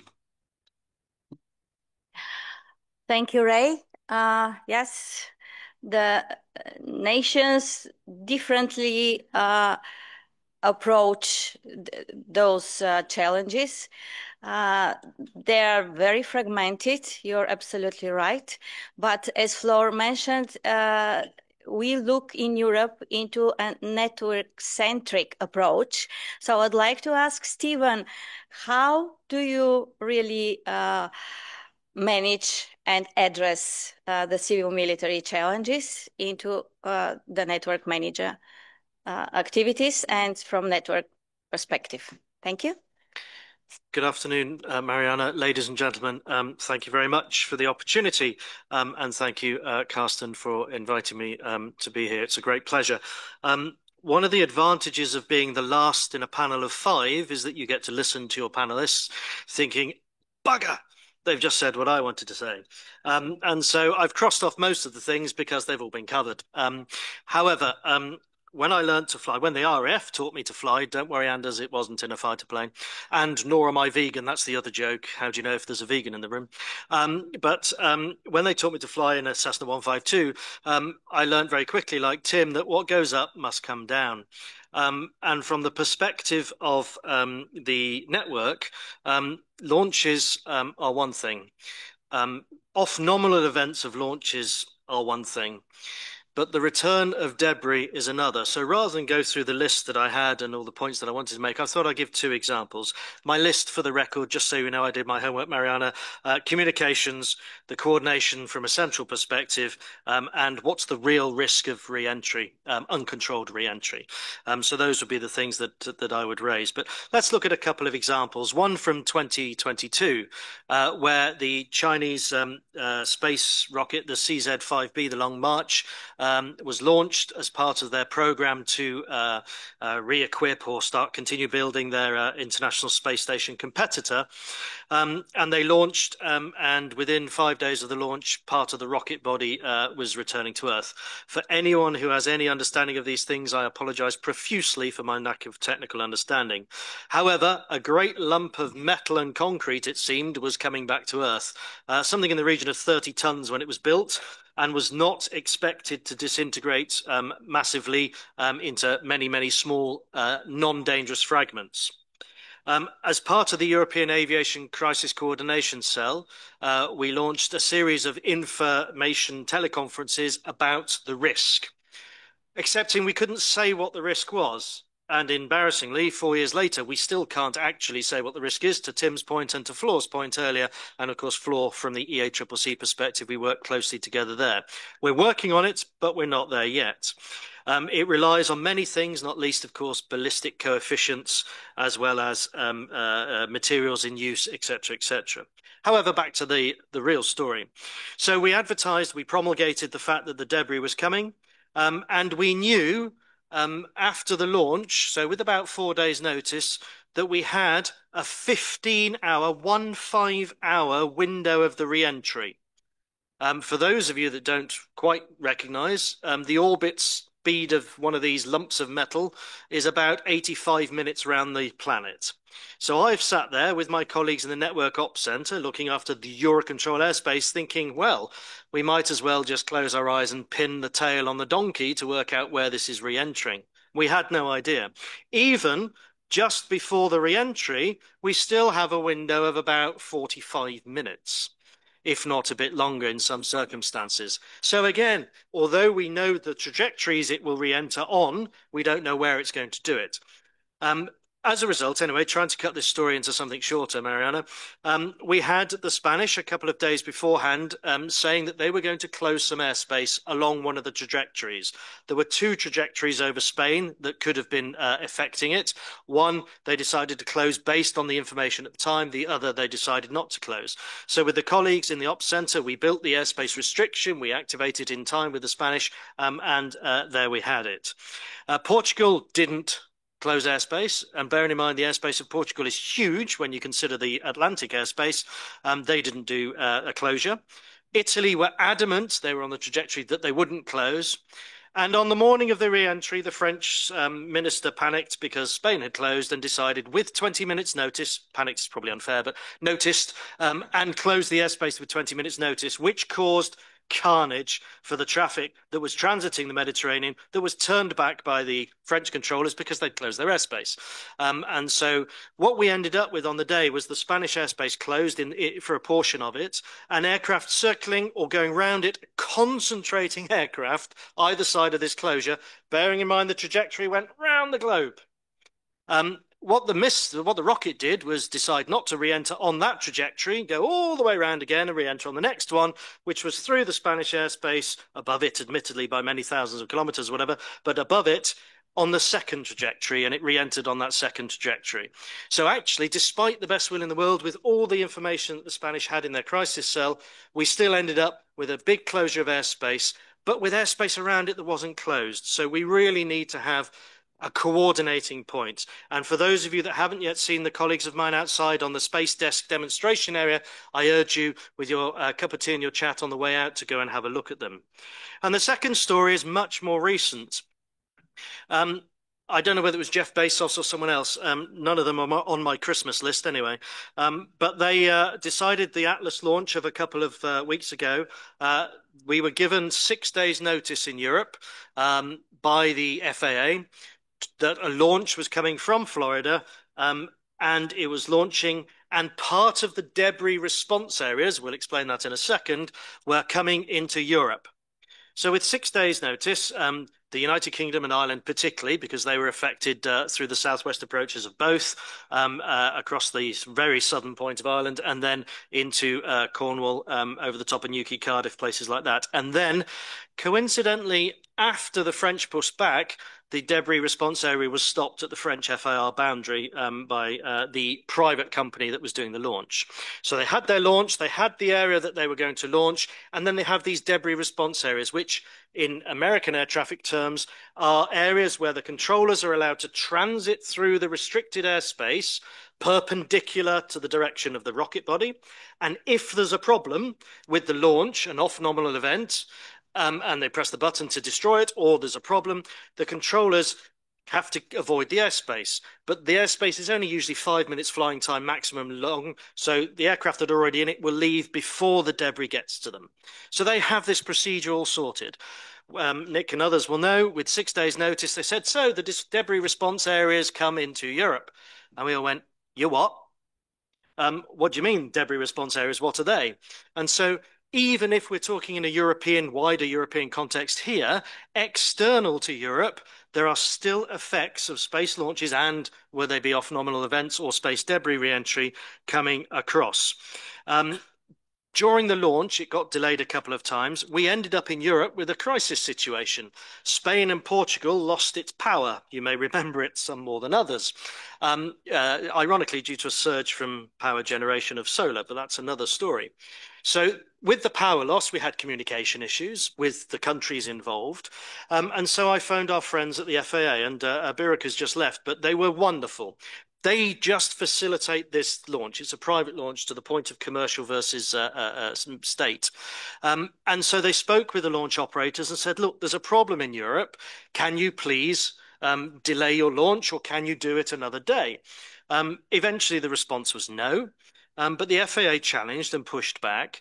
And when they pushed back, and this isn't a direct quote, but it was certainly what was told to me, the operator said, we've told you it's happening. It's up to you what you do. So even if we decided, because of the situation, and it was an air traffic problem to the north caused by the issues down in Spain and Portugal with the power, even if we had been in desperate situations, we were close, we couldn't have stopped it. And yet the effect on the network was considerably high in its potential. So there's lots of different elements here, and I've tried to, just for those two examples, pick out something where my other fellow panelists haven't quite touched on to look at what we might do. Finally, in 2023, there was some from the Outer Space Institute recommendations from Montreal, the Outer Space Institute, about dealing with space, looking at three areas: to move to a controlled re-entry regime, either controlled re-entries or complete disintegration, or tracking, or having some information so that we don't get that blackout. Looking at predictions, verifications, and warnings, which Tim has covered wonderfully, I think. And then also, from a legal perspective, looking at the liability and the economic injury that can be caused by private or indeed state launches. So from a Eurocontrol aspect, I would suggest in closing, we have the answer in terms of the Space Desk. We're there working with all of the states, everyone represented here, or the states that are represented here from Eurocontrol, to find a common coordination point here at Eurocontrol to deal with as much of this as we can. Thank you very much, Mariana. Back to you. Thank you very much, Stephen. You covered all the 9 yards. So I would like just to make the bridge of what you said about the risks, and to ask Tim Florer to elaborate a little bit on this integrated airspace, which has to handle cross-domain emergencies like debris re-entries, satellite collision alerts, launch failures. So which are the discussed solutions for mitigating the risk from the space activities, mainly from the increased number of the space debris, or for the space operators as well? Tim? Yeah, thanks a lot. And I promised you some ideas on solutions, but I have to kick back the ball. Some of them have been presented already. Yeah, indeed. It doesn't come out of the blue. Now we know that we are increasing the launch, and we know that space debris is there, and we know that there are risks to the ground and there are risks to the airspace. Today, I can certainly say that satellite missions are designed in a way to the regulations, but regulations change and technology changes, and there's always a difference in speed, how technology evolves and how regulation evolves. This will not go away. That we have to always take into account. However, these regulations and these guidelines, as they are often, try to minimize the risk of explosions and try to minimize the risk of collisions that would generate new debris. Fine. But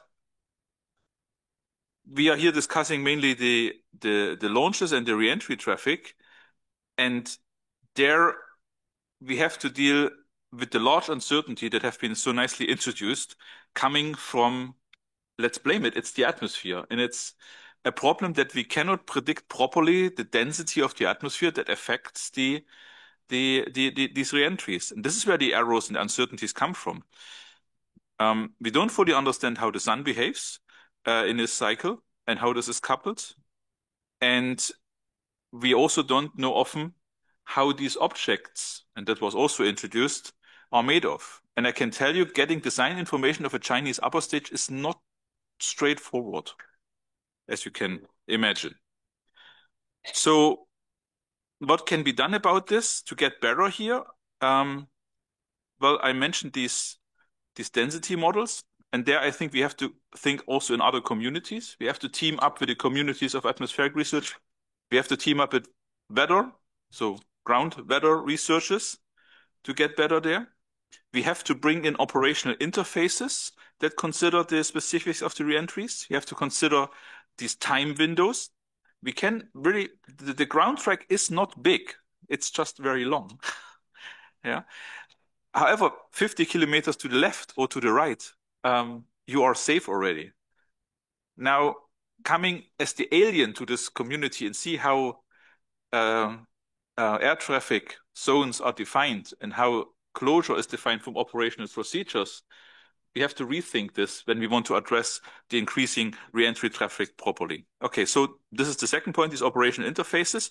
And we have to understand really the risk, as I said before. What does it do to aircrafts? Do we really understand this?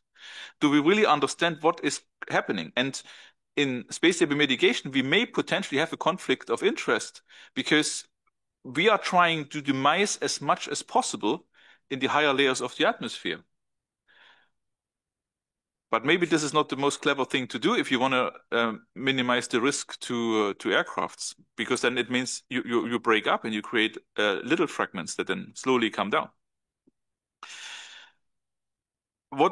When it comes to collaboration, I think the space test has been mentioned, and I was very much inspired by the point of the human effect on that and the human factor.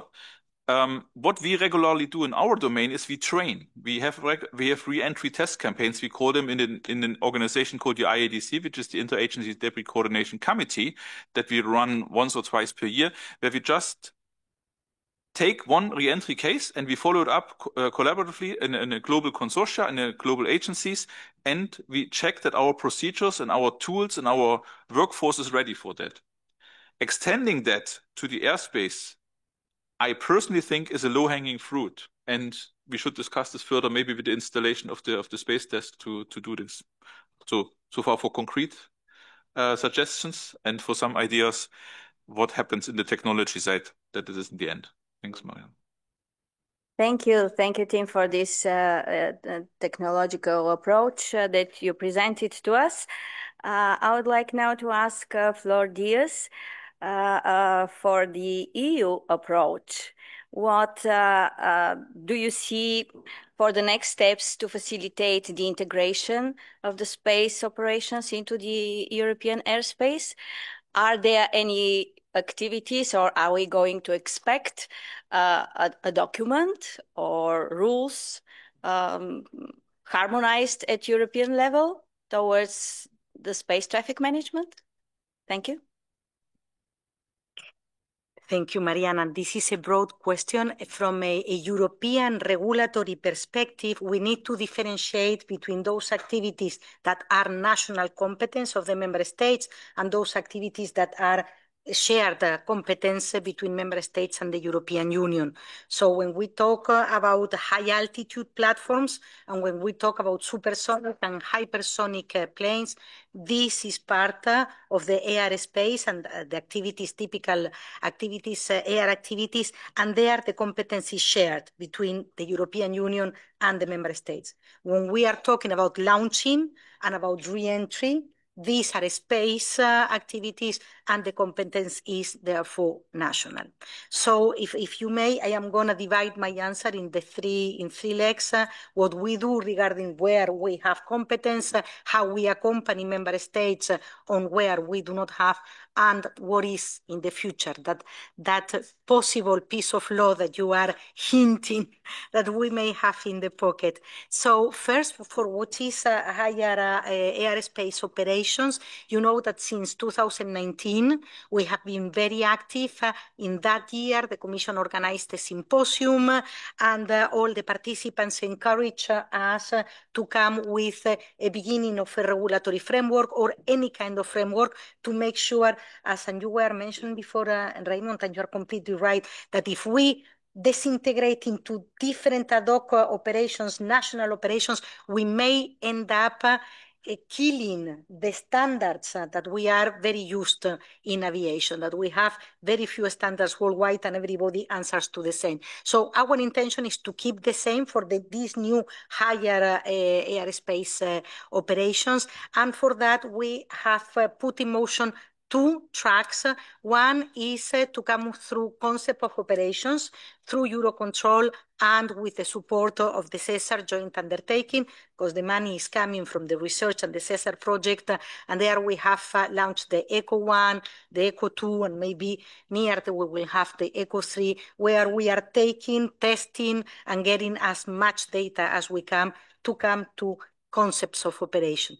The second track is more on the EASA regulatory safety regulatory framework, and there so with Eurocontrol and CESAR into the ECOs, we starting in 2021 and we keep doing that. On the EASA more safety regulatory aspects, we started, I mean, more or less at the same time, but I think it was 2023 when EASA came with this this beginning of an idea for a regulatory framework, and then we signed a pilot project end of 2024 with a 3 years agreement with EASA to develop. So I am confident that by 2028, more or less, EASA will be able to put on the table of the Commission a beginning of a regulatory framework that we will take over from there. Our vision, and this is, I think, important for everybody to understand, is that we would like to move from the segregation practice that we see today, where we segregate the higher space activities, we close airspace, we give them their room, into a more dynamic integration air spaces, including the higher. So that is the goal that the Commission have and where we are moving forward.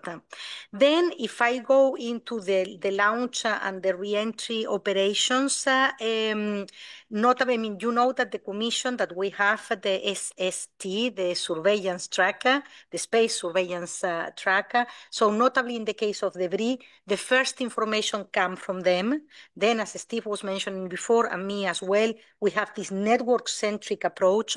So once the SST provides us with the data, it is the network manager, the European Union network manager that is placed here in the Eurocontrol, that starts analyzing all the data and comes with proposals of NOTAM to the member states to agree. And by the way, if you allow me a second, Steve, I envy you.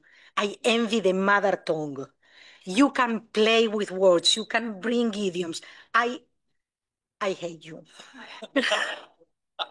We should do this meeting in Spanish. The start of a wonderful relationship. Because I mean, I don't know. I mean, I guess the majority of the people in the room has the same, but you always have this second level in your mind where there are some voices speaking in different languages that need to come into English. So just say that. I think we're a bit off track. But so you, the network manager, will be those bringing the proposals of NOTAMs to the member states, and then EASA, when necessary, they will issue these safety information bulletins when it is needed. So this is the process. This is the way that we coordinate. Along that, even if it is not our competence, we still have a lot of CESAR projects. You know that we have this regulation 376/2014, where you need to report on all the incidents, including those which are at the border between air and space. And all this is really a rich source of data, which I think is essential for us whenever we will really come with manuals of operation and regulatory framework. We need to have all this data. And then, of course, Christophe, in French, when we are without those guys, is the collaboration between the European Defence Agency and the Commission to bring in the military dimension. So that is the way we work. And then the final leg that I wanted to mention is that you may be aware that in 2022, in a joint communication, the two co-legislators, so the Council and the European Parliament, they requested the Commission to come with enabling legislation for space traffic management. And that 2022 joint communication was the beginning of all the work that DG DEFIS, in collaboration with them, but they are on the lead, are doing. You know that today we have this space traffic management stakeholder mechanism, and this is where a lot of civil and military conversations are taking place. The Commission is about, and I cannot give you as much information as I thought I could, because we have not yet adopted in the Commission the legislative proposal. It is in the pipeline. I think it might be a matter of weeks, I would say months, because I cannot commit the college, but I think it is almost ready. And you know that what we have in our US Space Law or Space Act, basically what we are trying to do is to plant the beginning of an internal market for space operations. We were saying before that there are more and more players in the market, and the more we can harmonize, the better will be the future for the European industry.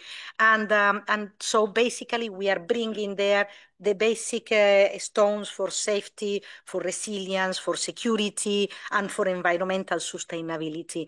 And so I think this is as much as I can tell you. We are really longing for a European internal market of space. I was very young when we started with the airspace. I really would like to be there for the first at least 10 years of the space internal market, because I think it's where we will have a lot of action. So I think this is as much as I can tell you, Mariana. Sorry to disappoint. Thank you very much. I expected really to have some more document ready, rules ready, but it is good news that everything is ongoing. We will see soon the so long regulatory framework that we are expecting to have. Also, thank you for touching the research that is done a lot. We hope to have a common understanding of definitions, terminology, how this process is going from Earth to space. Is it encompassing all of it, airspace, high airspace, and then space operations? Can we have one term like aerospace or something like that? But I hope that in this new legislative framework, everything will be there. Thank you very much for that.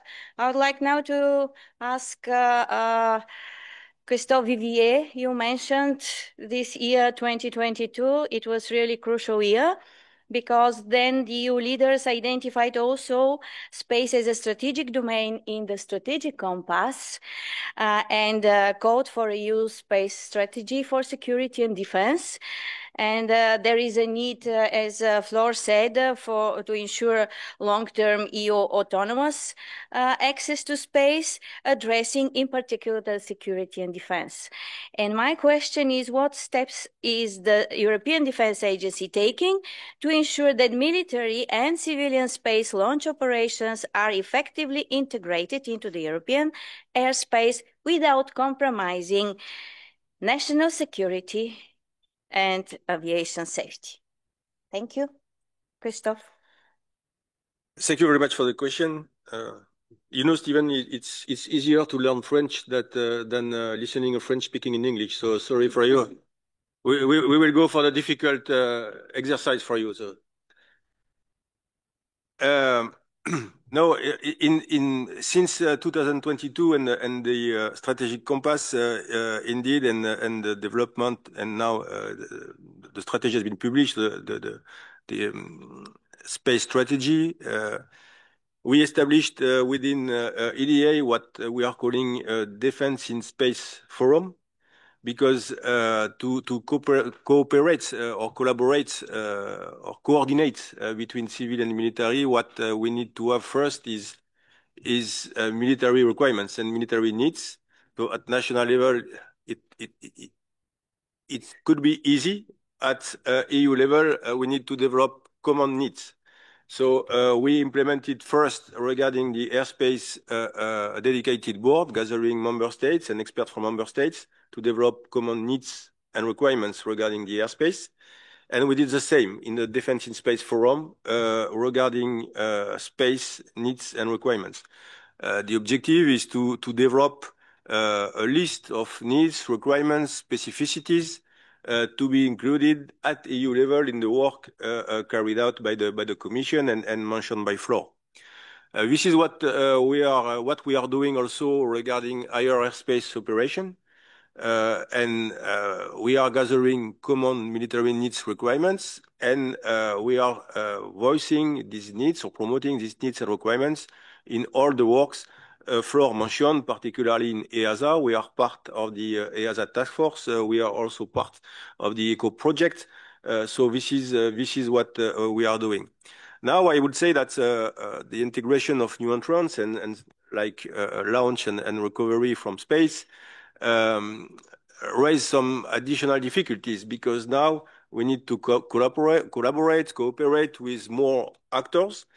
Sometimes also at national level, there are different branches. So the cooperation, the civil-military cooperation is becoming more and more complex because we have more actors. And this is an additional difficulty, but thanks to that, we are trying to mitigate and to successfully face the challenges ahead. What is important also, and what we are trying to do, is to be involved from the outset, because very often, and this has been mentioned by Raoul this morning, when he mentioned the internal civil-military dimension of Eurocontrol, this is what we need to develop in all different works and in our collaboration, meaning that we should work together from the outset. Because if on the civilian side, for instance, they are developing a solution, a technology, and they're asking to the military to be interoperable, compatible or compliant with the technology, it's also valid for the regulation. At the latest or at a late stage, it's very, very complex. This is why we need to try to be there and to collaborate really from scratch in all the activities. And this is particularly valid for the technology and the application. This is what we are calling dual use, for instance, by design, and to be included from the outset.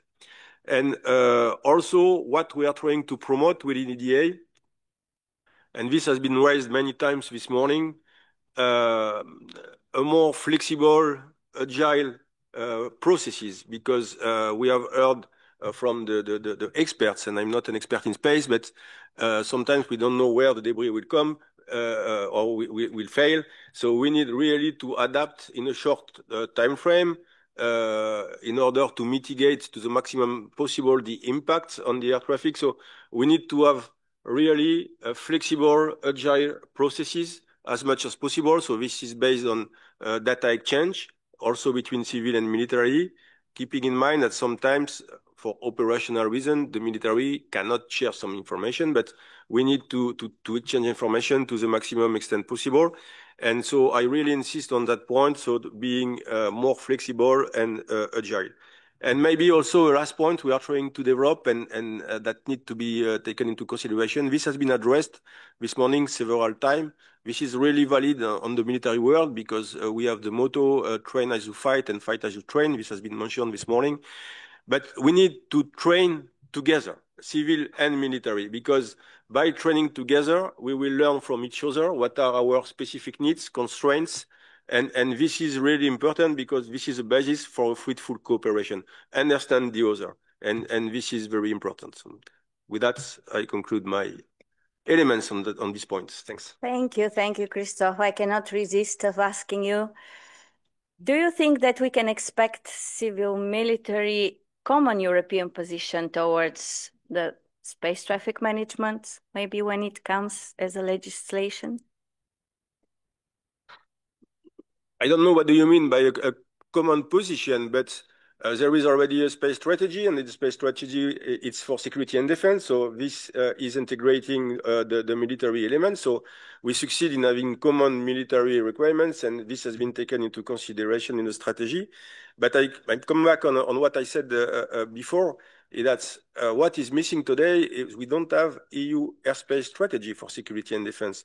And from my perspective, this will be very helpful to reinforce the mutual knowledge and understanding, and also to have sometimes and to align the political will with concrete actions, because this is what is missing sometimes. So it's good to have a political momentum or support on regarding all our actions, because particularly aviation and also space addresses different ministries. So this is a problem, or the difficulty. So this is what is missing maybe, and also while we are promoting an EU airspace strategy is also to ensure complementarity with the other existing strategy. And there is already a space strategy, there is a cyber strategy, but once again, there is nothing to connect the dot, let's say, and maybe in the US space strategy might be done, and this can be done, obviously, need to be done together, civil and military together. Thank you, Christophe. Indeed, I would like now to ask Ray from military perspective, what mechanisms could be useful to mitigate the effects on the military during launches or unexpected re-entry events? And to elaborate a little bit more on the collaboration with other nations that you experience, maybe in the format of the military ATM board or another format. Thanks. Nice, simple questions. I suppose kind of the first thing I would say is that actually Jacopo mentioned the idea of civil use of released airspace and the idea that airspace should be occupied all the time. And I think kind of that's probably the gold standard when we look at the idea of, you know, how do we mitigate the effects? We have a situation where effectively there's enough dynamism in the system that effectively, you know, we're not segregating, we're ensuring that kind of the risk is managed and mitigated in real time and confined in a particular element of space. And perhaps even if we look at the idea of radar control back in the good old days when I started, we probably, standard separation was 10 miles, and people understood that the radar return, that radar returned on an analog screen, indicated a probability that the aircraft was somewhere within that 10-mile return or that return, even if it was larger than 10 miles. And you made sure that if it was a 20-mile return, it didn't overlap with another return because of the probability aspect. And I think kind of perhaps maybe there is an analog in the space situational awareness aspect, and particularly for re-entrant events, that we need to have more granular data, we need more precise, more accurate data, integrity to ensure that it can be exchanged, and then understanding that risk will then ensure that we can actually develop that idea of being able to dynamically manage aircraft trajectories in relation to where the risk actually lies. And I think that's probably where we need to go. And of course, kind of looking at what is happening in the NMOC, that's largely kind of where we're trying to get to. So that should provide a level of mitigation that should be there. I think kind of also we need to consider the difference potentially between and Tim mentioned it, the difference between uncontrolled re-entrant events and of course the situation where we have planned launches, because the key difference there is that we know at a precise time something will happen, and that allows that predictability, whereas the predictability isn't there for the re-entry event as well. So developing that level of data precision and accuracy, and also ensuring that the real-time information can be exchanged, will allow effectively, if you want, effective use of airspace, you know, and that will mitigate a lot of the issues from a military perspective, potentially. And the collaboration with other nations, anything? Yes, like kind of, I suppose one could probably identify that in any space launch, for example, you were going to probably be talking about at least 4 nations involved, because you will have obviously the sponsor nation itself, effectively the launch nation, and also probably 2 or 3 downrange nations as well that will have to collaborate. And in effect, it's absolutely essential that those downrange nations are actually discussing and ensuring that they understand the problem and understand each other's problems, so effectively they can come with almost a joint solution, effectively, that will mitigate their concerns. And so having that available is vitally important. And indeed, there is the question as to whether harmonization, if standardization isn't possible, how does harmonization look as well? That may be fruitful discovery as well. Thank you very much. A lot to come, definitely. Okay, Stephen, one question to you, because you lead the EACCC activities in the ENM, European Aviation Crisis Coordination Cell. Are there any contingency operations procedures included in time of pre-crisis and crisis situations related to the space launches? Yes. In regard to space, yes, as there are in regard to any other type of crisis that we may encounter in the aviation network. So they're not specific in that regard, but I think it's an opportunity to also talk about the risk profile. What would be wonderful would be to end up in a situation where, perhaps like with volcanic ash, we know the risk, dependent on the type of re-entry, dependent on the type of materials used, the rocket body, etc., for re-entry, this being, and then allow the airspace users to determine whether they're going to operate, which is effectively the strategic risk approach that we have for volcanic ash. But in terms of the EACCC, as happened, must be 4 or 5 weeks ago now, we had a medium re-entry risk that was, I think, classified as major, but I may have forgotten. Time is passing very quickly these days. And that risk classification is given by our dear friends and colleagues at the EU SST, and that's a risk classification for the risk to the ground. To I think it was Tim's point around debris returning into Poland, that was from a minor classification re-entry from last year or earlier this year, February this year. So from an EACCC perspective, for the minor classifications, nothing is done. The information is promulgated by EU SST and the member states of the EU, and the states of Eurocontrol not in the EU use their own sources of information, consult EU SST and others. For medium re-entry risk, which the difference being on the size of the object and the mass of the object, and a little bit the material, we utilize no more actions than we do for a minor risk. For a major risk, we will instigate as soon as we can teleconferences using dear colleagues from the ESA, EU SST and others to share as much information as possible. The last time we did it 4 or 5 weeks ago for a classification risk that had been pushed to a higher classification, primarily because of the media interest in the re-entry. And let's be really clear, the risk was what the risk was. It wasn't greater or lower than it was, but the risk from a political perspective was that the media had hold of it in some countries, and there was getting a lot of interest. So it was made a higher risk than the pure mass of the re-entry object determined. And in that case, we promulgate the information, we have the conference, the teleconference, and we share, as Floor says, as much information as possible, as well as templates of NOTAMs that can be issued to advise airspace users of the potential risk. And as Tim says, the trajectory is very long, it goes all the way round, but the risk area is very narrow and limited either side of that trajectory. And of course, that depends somewhat on the type of material. So that's what we're doing from an EACCC perspective.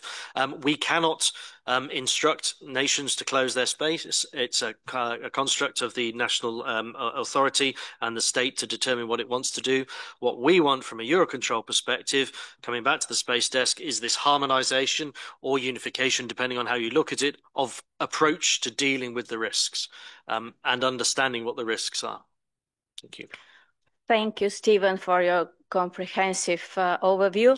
And as you mentioned, the Space Desk, I hope that everyone had the chance, if you didn't have the chance, to look into the colleagues that are outside and presenting the Space Desk, and they will show you exactly how it works. A lot of work done from the network manager, proactive work.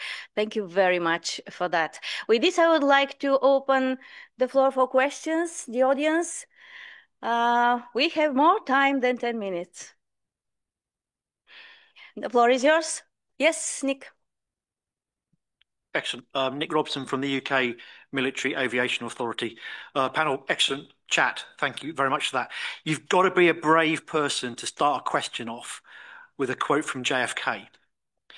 So he said, "Space is hard." So I'm not going to do that. So, but I will draw us back to ICAO's mission and the nature of this conference. The mission is to assure access to airspace in an equitable manner as possible in order to provide optimal economic operations, and I'll miss a bit out, and meet national security requirements. So good context for today's discussions. If you look around Europe now, there are 6 active spaceports with 7 more coming. So in theory, 11, 12, 13-ish credible spaceports in Europe. Space launch is a national activity, not a European coordinated activity. So in theory, you could have one being launched every day for 13 days in a row. Or you could have 13 being launched on one day. Equally, the disruption could be significant. So the question is, as it's a national activity, who has priority for commercial activities being launched, and who decides who gets access to that hole in the sky? But also, clearly, from a state activity, the military interaction on this is it's quite easy to disrupt the plan for the launch, both overtly or inadvertently. For example, a normal military exercise could be taking place in the debris footprint of the launch. So, if the launch is planned and I, in the military, decide I'd like to have an exercise, not even looking at going into space, does the military activity take precedence over the commercial launch activity, and who decides? I started with a poor quote. I'll finish with another quote, and on the back of Stephen's, which is from Kevin Costner. If they build it, they shall come. If we find we are being overly restrictive, these are commercial activities. If we find collectively our rules become difficult for the commercial launch, they will go somewhere else. This is a very lucrative market, and there are lots of spaceports around the world who may be less constraining in their regulations. So the question balance is, who decides who gets priority, and how restrictive are we going to be on the economic benefits that this market brings us? Easy question from Kevin Costner. Do you have a particular target so that you want to answer the question? Oh, we'll go. Network manager decides how it all works. So let's go network manager, and then my military colleague can bounce me down. Thank you. Thanks, Kevin. How you've aged. It's not the role of the network manager to determine the priorities. It's our role to facilitate, coordinate, cooperate, and ensure as much as possible the equitable access. And that's what we do. I mean, I sit here wondering whether I should shudder at the thought of 13 space launches in one day, or rejoice that I'm not going to get it in the neck from A4E because we've got delay due to weather. So it's a balance all the way through in the network.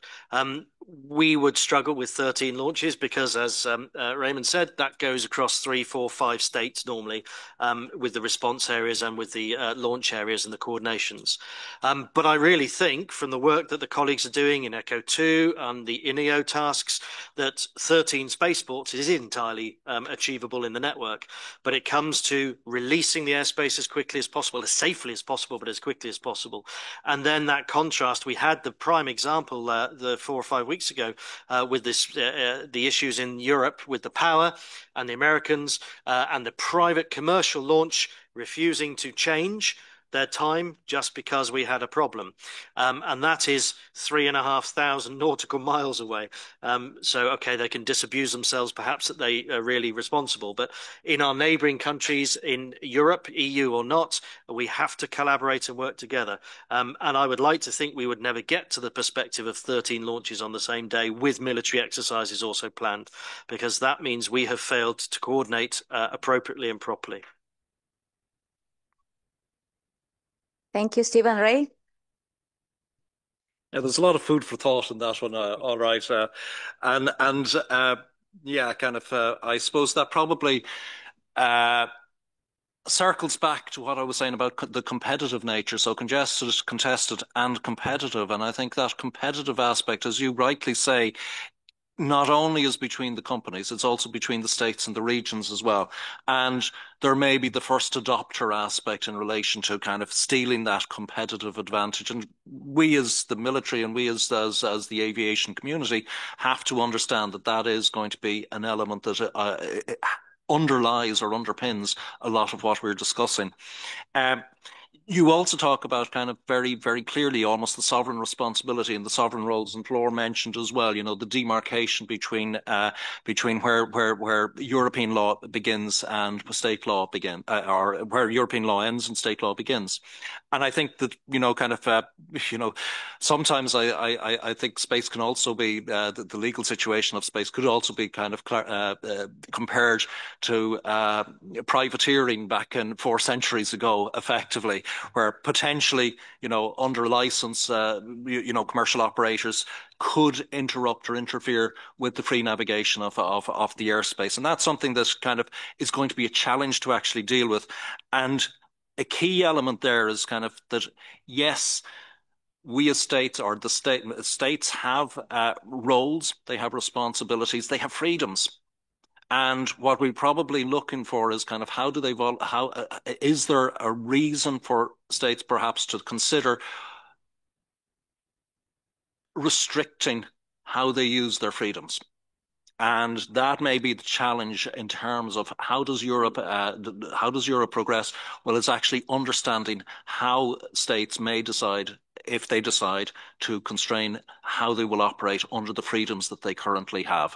And that may be the solution, but it also will be the hardest challenge, I would imagine. Thanks. Anybody else from the floor? Yes, okay. If I may, Mariana. Sorry. I never miss you. I only wanted to add a bit of a reflection, and it is that I am not really afraid for us in Europe, because if we Europeans excel on something worldwide, it's in cooperation. We know very well how to cooperate. At 27, at 42, at 49, we have our mechanism, and we have solidarity, and we have a common set of things that make us cooperate. I am more worried at the international dimension, so more than the regional. And this is why it is paramount that we keep pushing in ICAO to get the necessary level of cooperation. And I know that we have done that. We have already pushed for papers. We are doing it again in the Assembly now. We did last year in the navigation, surveillance, and communication high-level event. But I think this is key. And the second thought is that, indeed, Raymond, you are completely right. We are putting commercial operations both on airspace and on space operation. Member states need to ensure that they do a fair treatment of the priorities they are giving to one or the other, because we are not any longer, at least not in Europe and not in the United States, in a situation where it is the member state, it is the public prerogative to decide. It is my national airline, it is my national space company, I will decide. It's not that anymore. It's private versus public. So this is, I think it is a very interesting question, including the Kevin Costner quotes. And this is where we all Europeans, we need to push together. And the assembly is now in September. Let's bring this again there. Back to you. Thank you. Thank you, Flor. Any other questions around? Okay, Christoph. Floor is yours. Sorry, but allow me to share also some personal thoughts regarding this very relevant question, because this has been addressed also this morning. We heard this issue of priorities because we are sharing the same airspace, and sometimes civilian should have the priorities, sometimes the military. At national level, it's easy to decide. There is one boss, he decides. I'm less optimistic than you, Flor, regarding at EU level and at regional level. We addressed the issue, for instance, when we are talking about military mobility. Now we are talking a lot about cross-border operation, particularly in case of pre-crisis situation. We thought about, for instance, about an EU rapid air mobility process similar to what is existing in NATO. But in NATO, there is a structure, there is the NATO Council, there is the SACEUR. In Europe, I'm not sure we have the same governance structure. If one day we need to give some priorities at regional level, and we need to decide between commercial or military activities, or if we need to close an airspace, whatever. So I think there are some room for improvement here, and we need to think about maybe building up such a governance structure also at EU level. But this is my personal food for thought. Yeah, and personal to personal, I agree with you. I think on the civil side, we have done a lot with the network management, and I think we are going to keep on that path. How we can draw into our coordination the military side. Again, personal to personal, Christoph, I follow you. I think this is one of the things we need to think together in the coming years. Okay, and now it is back to you, Thank you for the good question, Nick. That triggered so much interventions. Anybody else? Anybody else? I know the lady. Yeah, yes, please. So I have a very short question concerning the drone and artificial intelligence. I think that is the most dangerous weapon that we have now. My question is, an example, if you have 1,000 drones using artificial intelligence between them, changing the flyway if it's necessary, and they are programmed to attack and destroy the airport from Brussels, for example. My question is, which strategy do you have in this situation? My personal, I don't know any defense method in this case.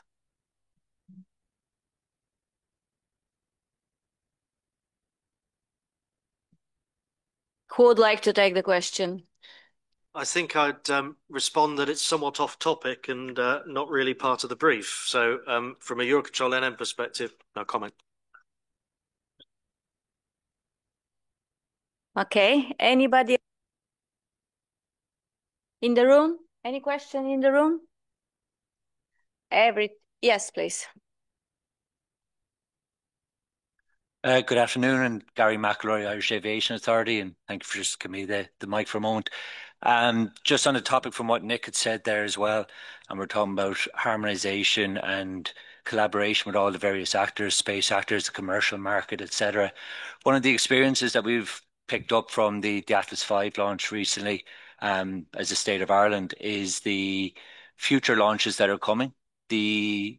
What we've been advised there is the launch windows are very much defined because of the nature of the operation, i.e.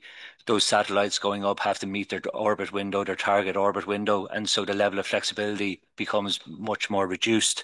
So when it's coming into developing policies and states making decisions and trying to have how to collaborate and work together in the sharing of the resource that is airspace, all of a sudden the commercial priority may begin to override more and more from what we're experiencing here because of the need of them to complete their objectives to try and meet orbit timelines to harmonize their satellite constellations, etc. So there will be more in the way of the corporate aspect influencing the policy based on or affecting the safety and security aspects that we all represent then as well. So just another nuance and consideration that may affect us all when it comes to developing that policy. Thank you. Thank you. Thank you for your intervention. Yes, Christoph? Yes, because normally I'm a pilot. I'm just pushing the button and I'm flying, but I will try to give a response to the question, because the question that has been asked is addressing counter-UAS. And as far as I know, there is no common strategy on counter-UAS, but there are many initiatives, and because an attack of drone is not covering all one state, is covering different points, and let's say the counter-UAS activities is linked to the points we have to defend. So this is addressed either at national level, or even sometimes by entities themselves. For instance, some civil airports are addressing the counter-UAS activities themselves. So to respond to your question, as far as I know, there is no common strategy on counter-UAS, but there are obviously many activities linked to counter-UAS. Thank you, Christoph. Thank you all for your questions. I would like just shortly to wrap up.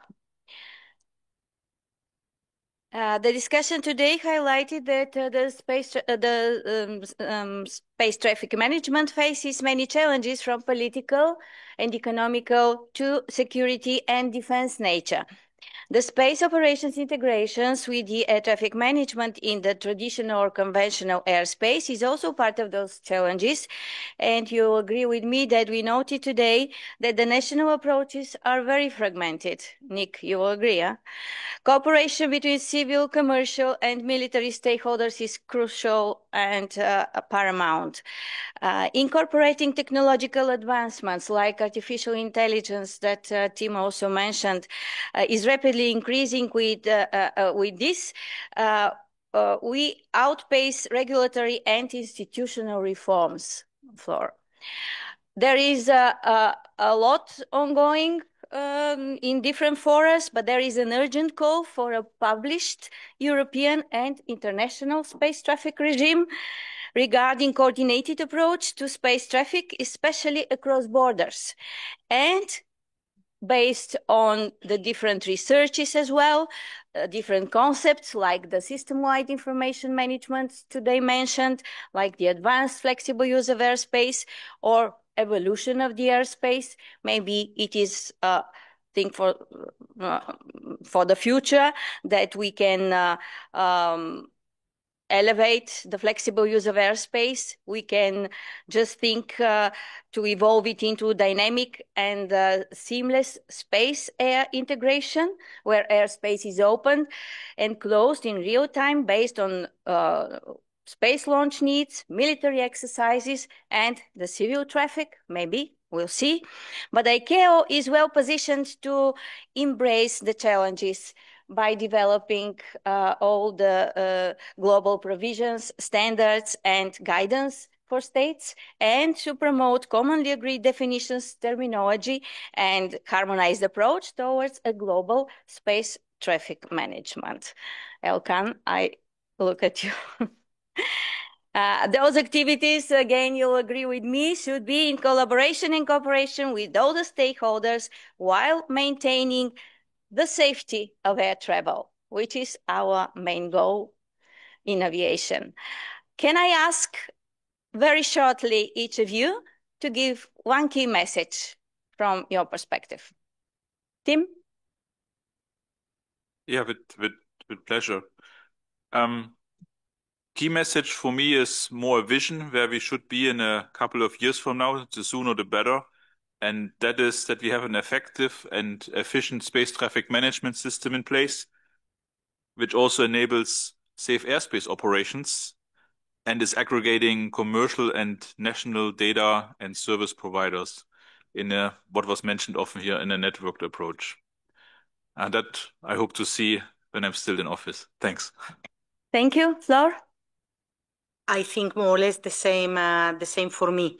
Airspace operations is the future, is what is coming in the next 40 years, is what we need to develop, and there we need a lot of collaboration and a lot of harmonization. I think we have already said that. So this is the way forward. Let's think regional or international and a little bit less national, because both space and air are sectors with a vocation of internationally. So let's put aside, in as much as it is possible, the national ambition and go more into the regional one, because I think this is what can help Europe to stay a key player. If not, there will be the Chinese, there will be the Americans, but we may not be there.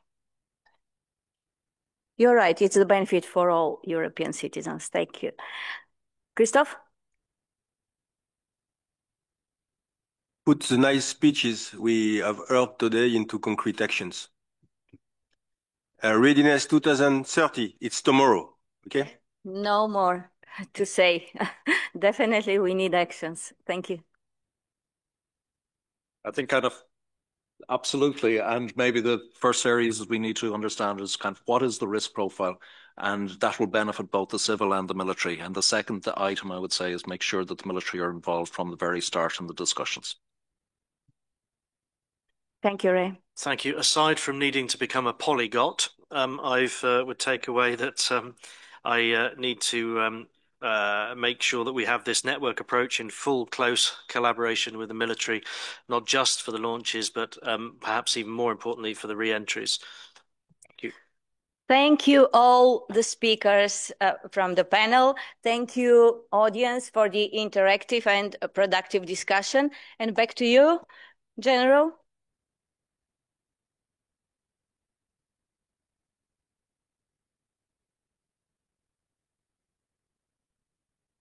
Mariana, thank you very much. Very well done.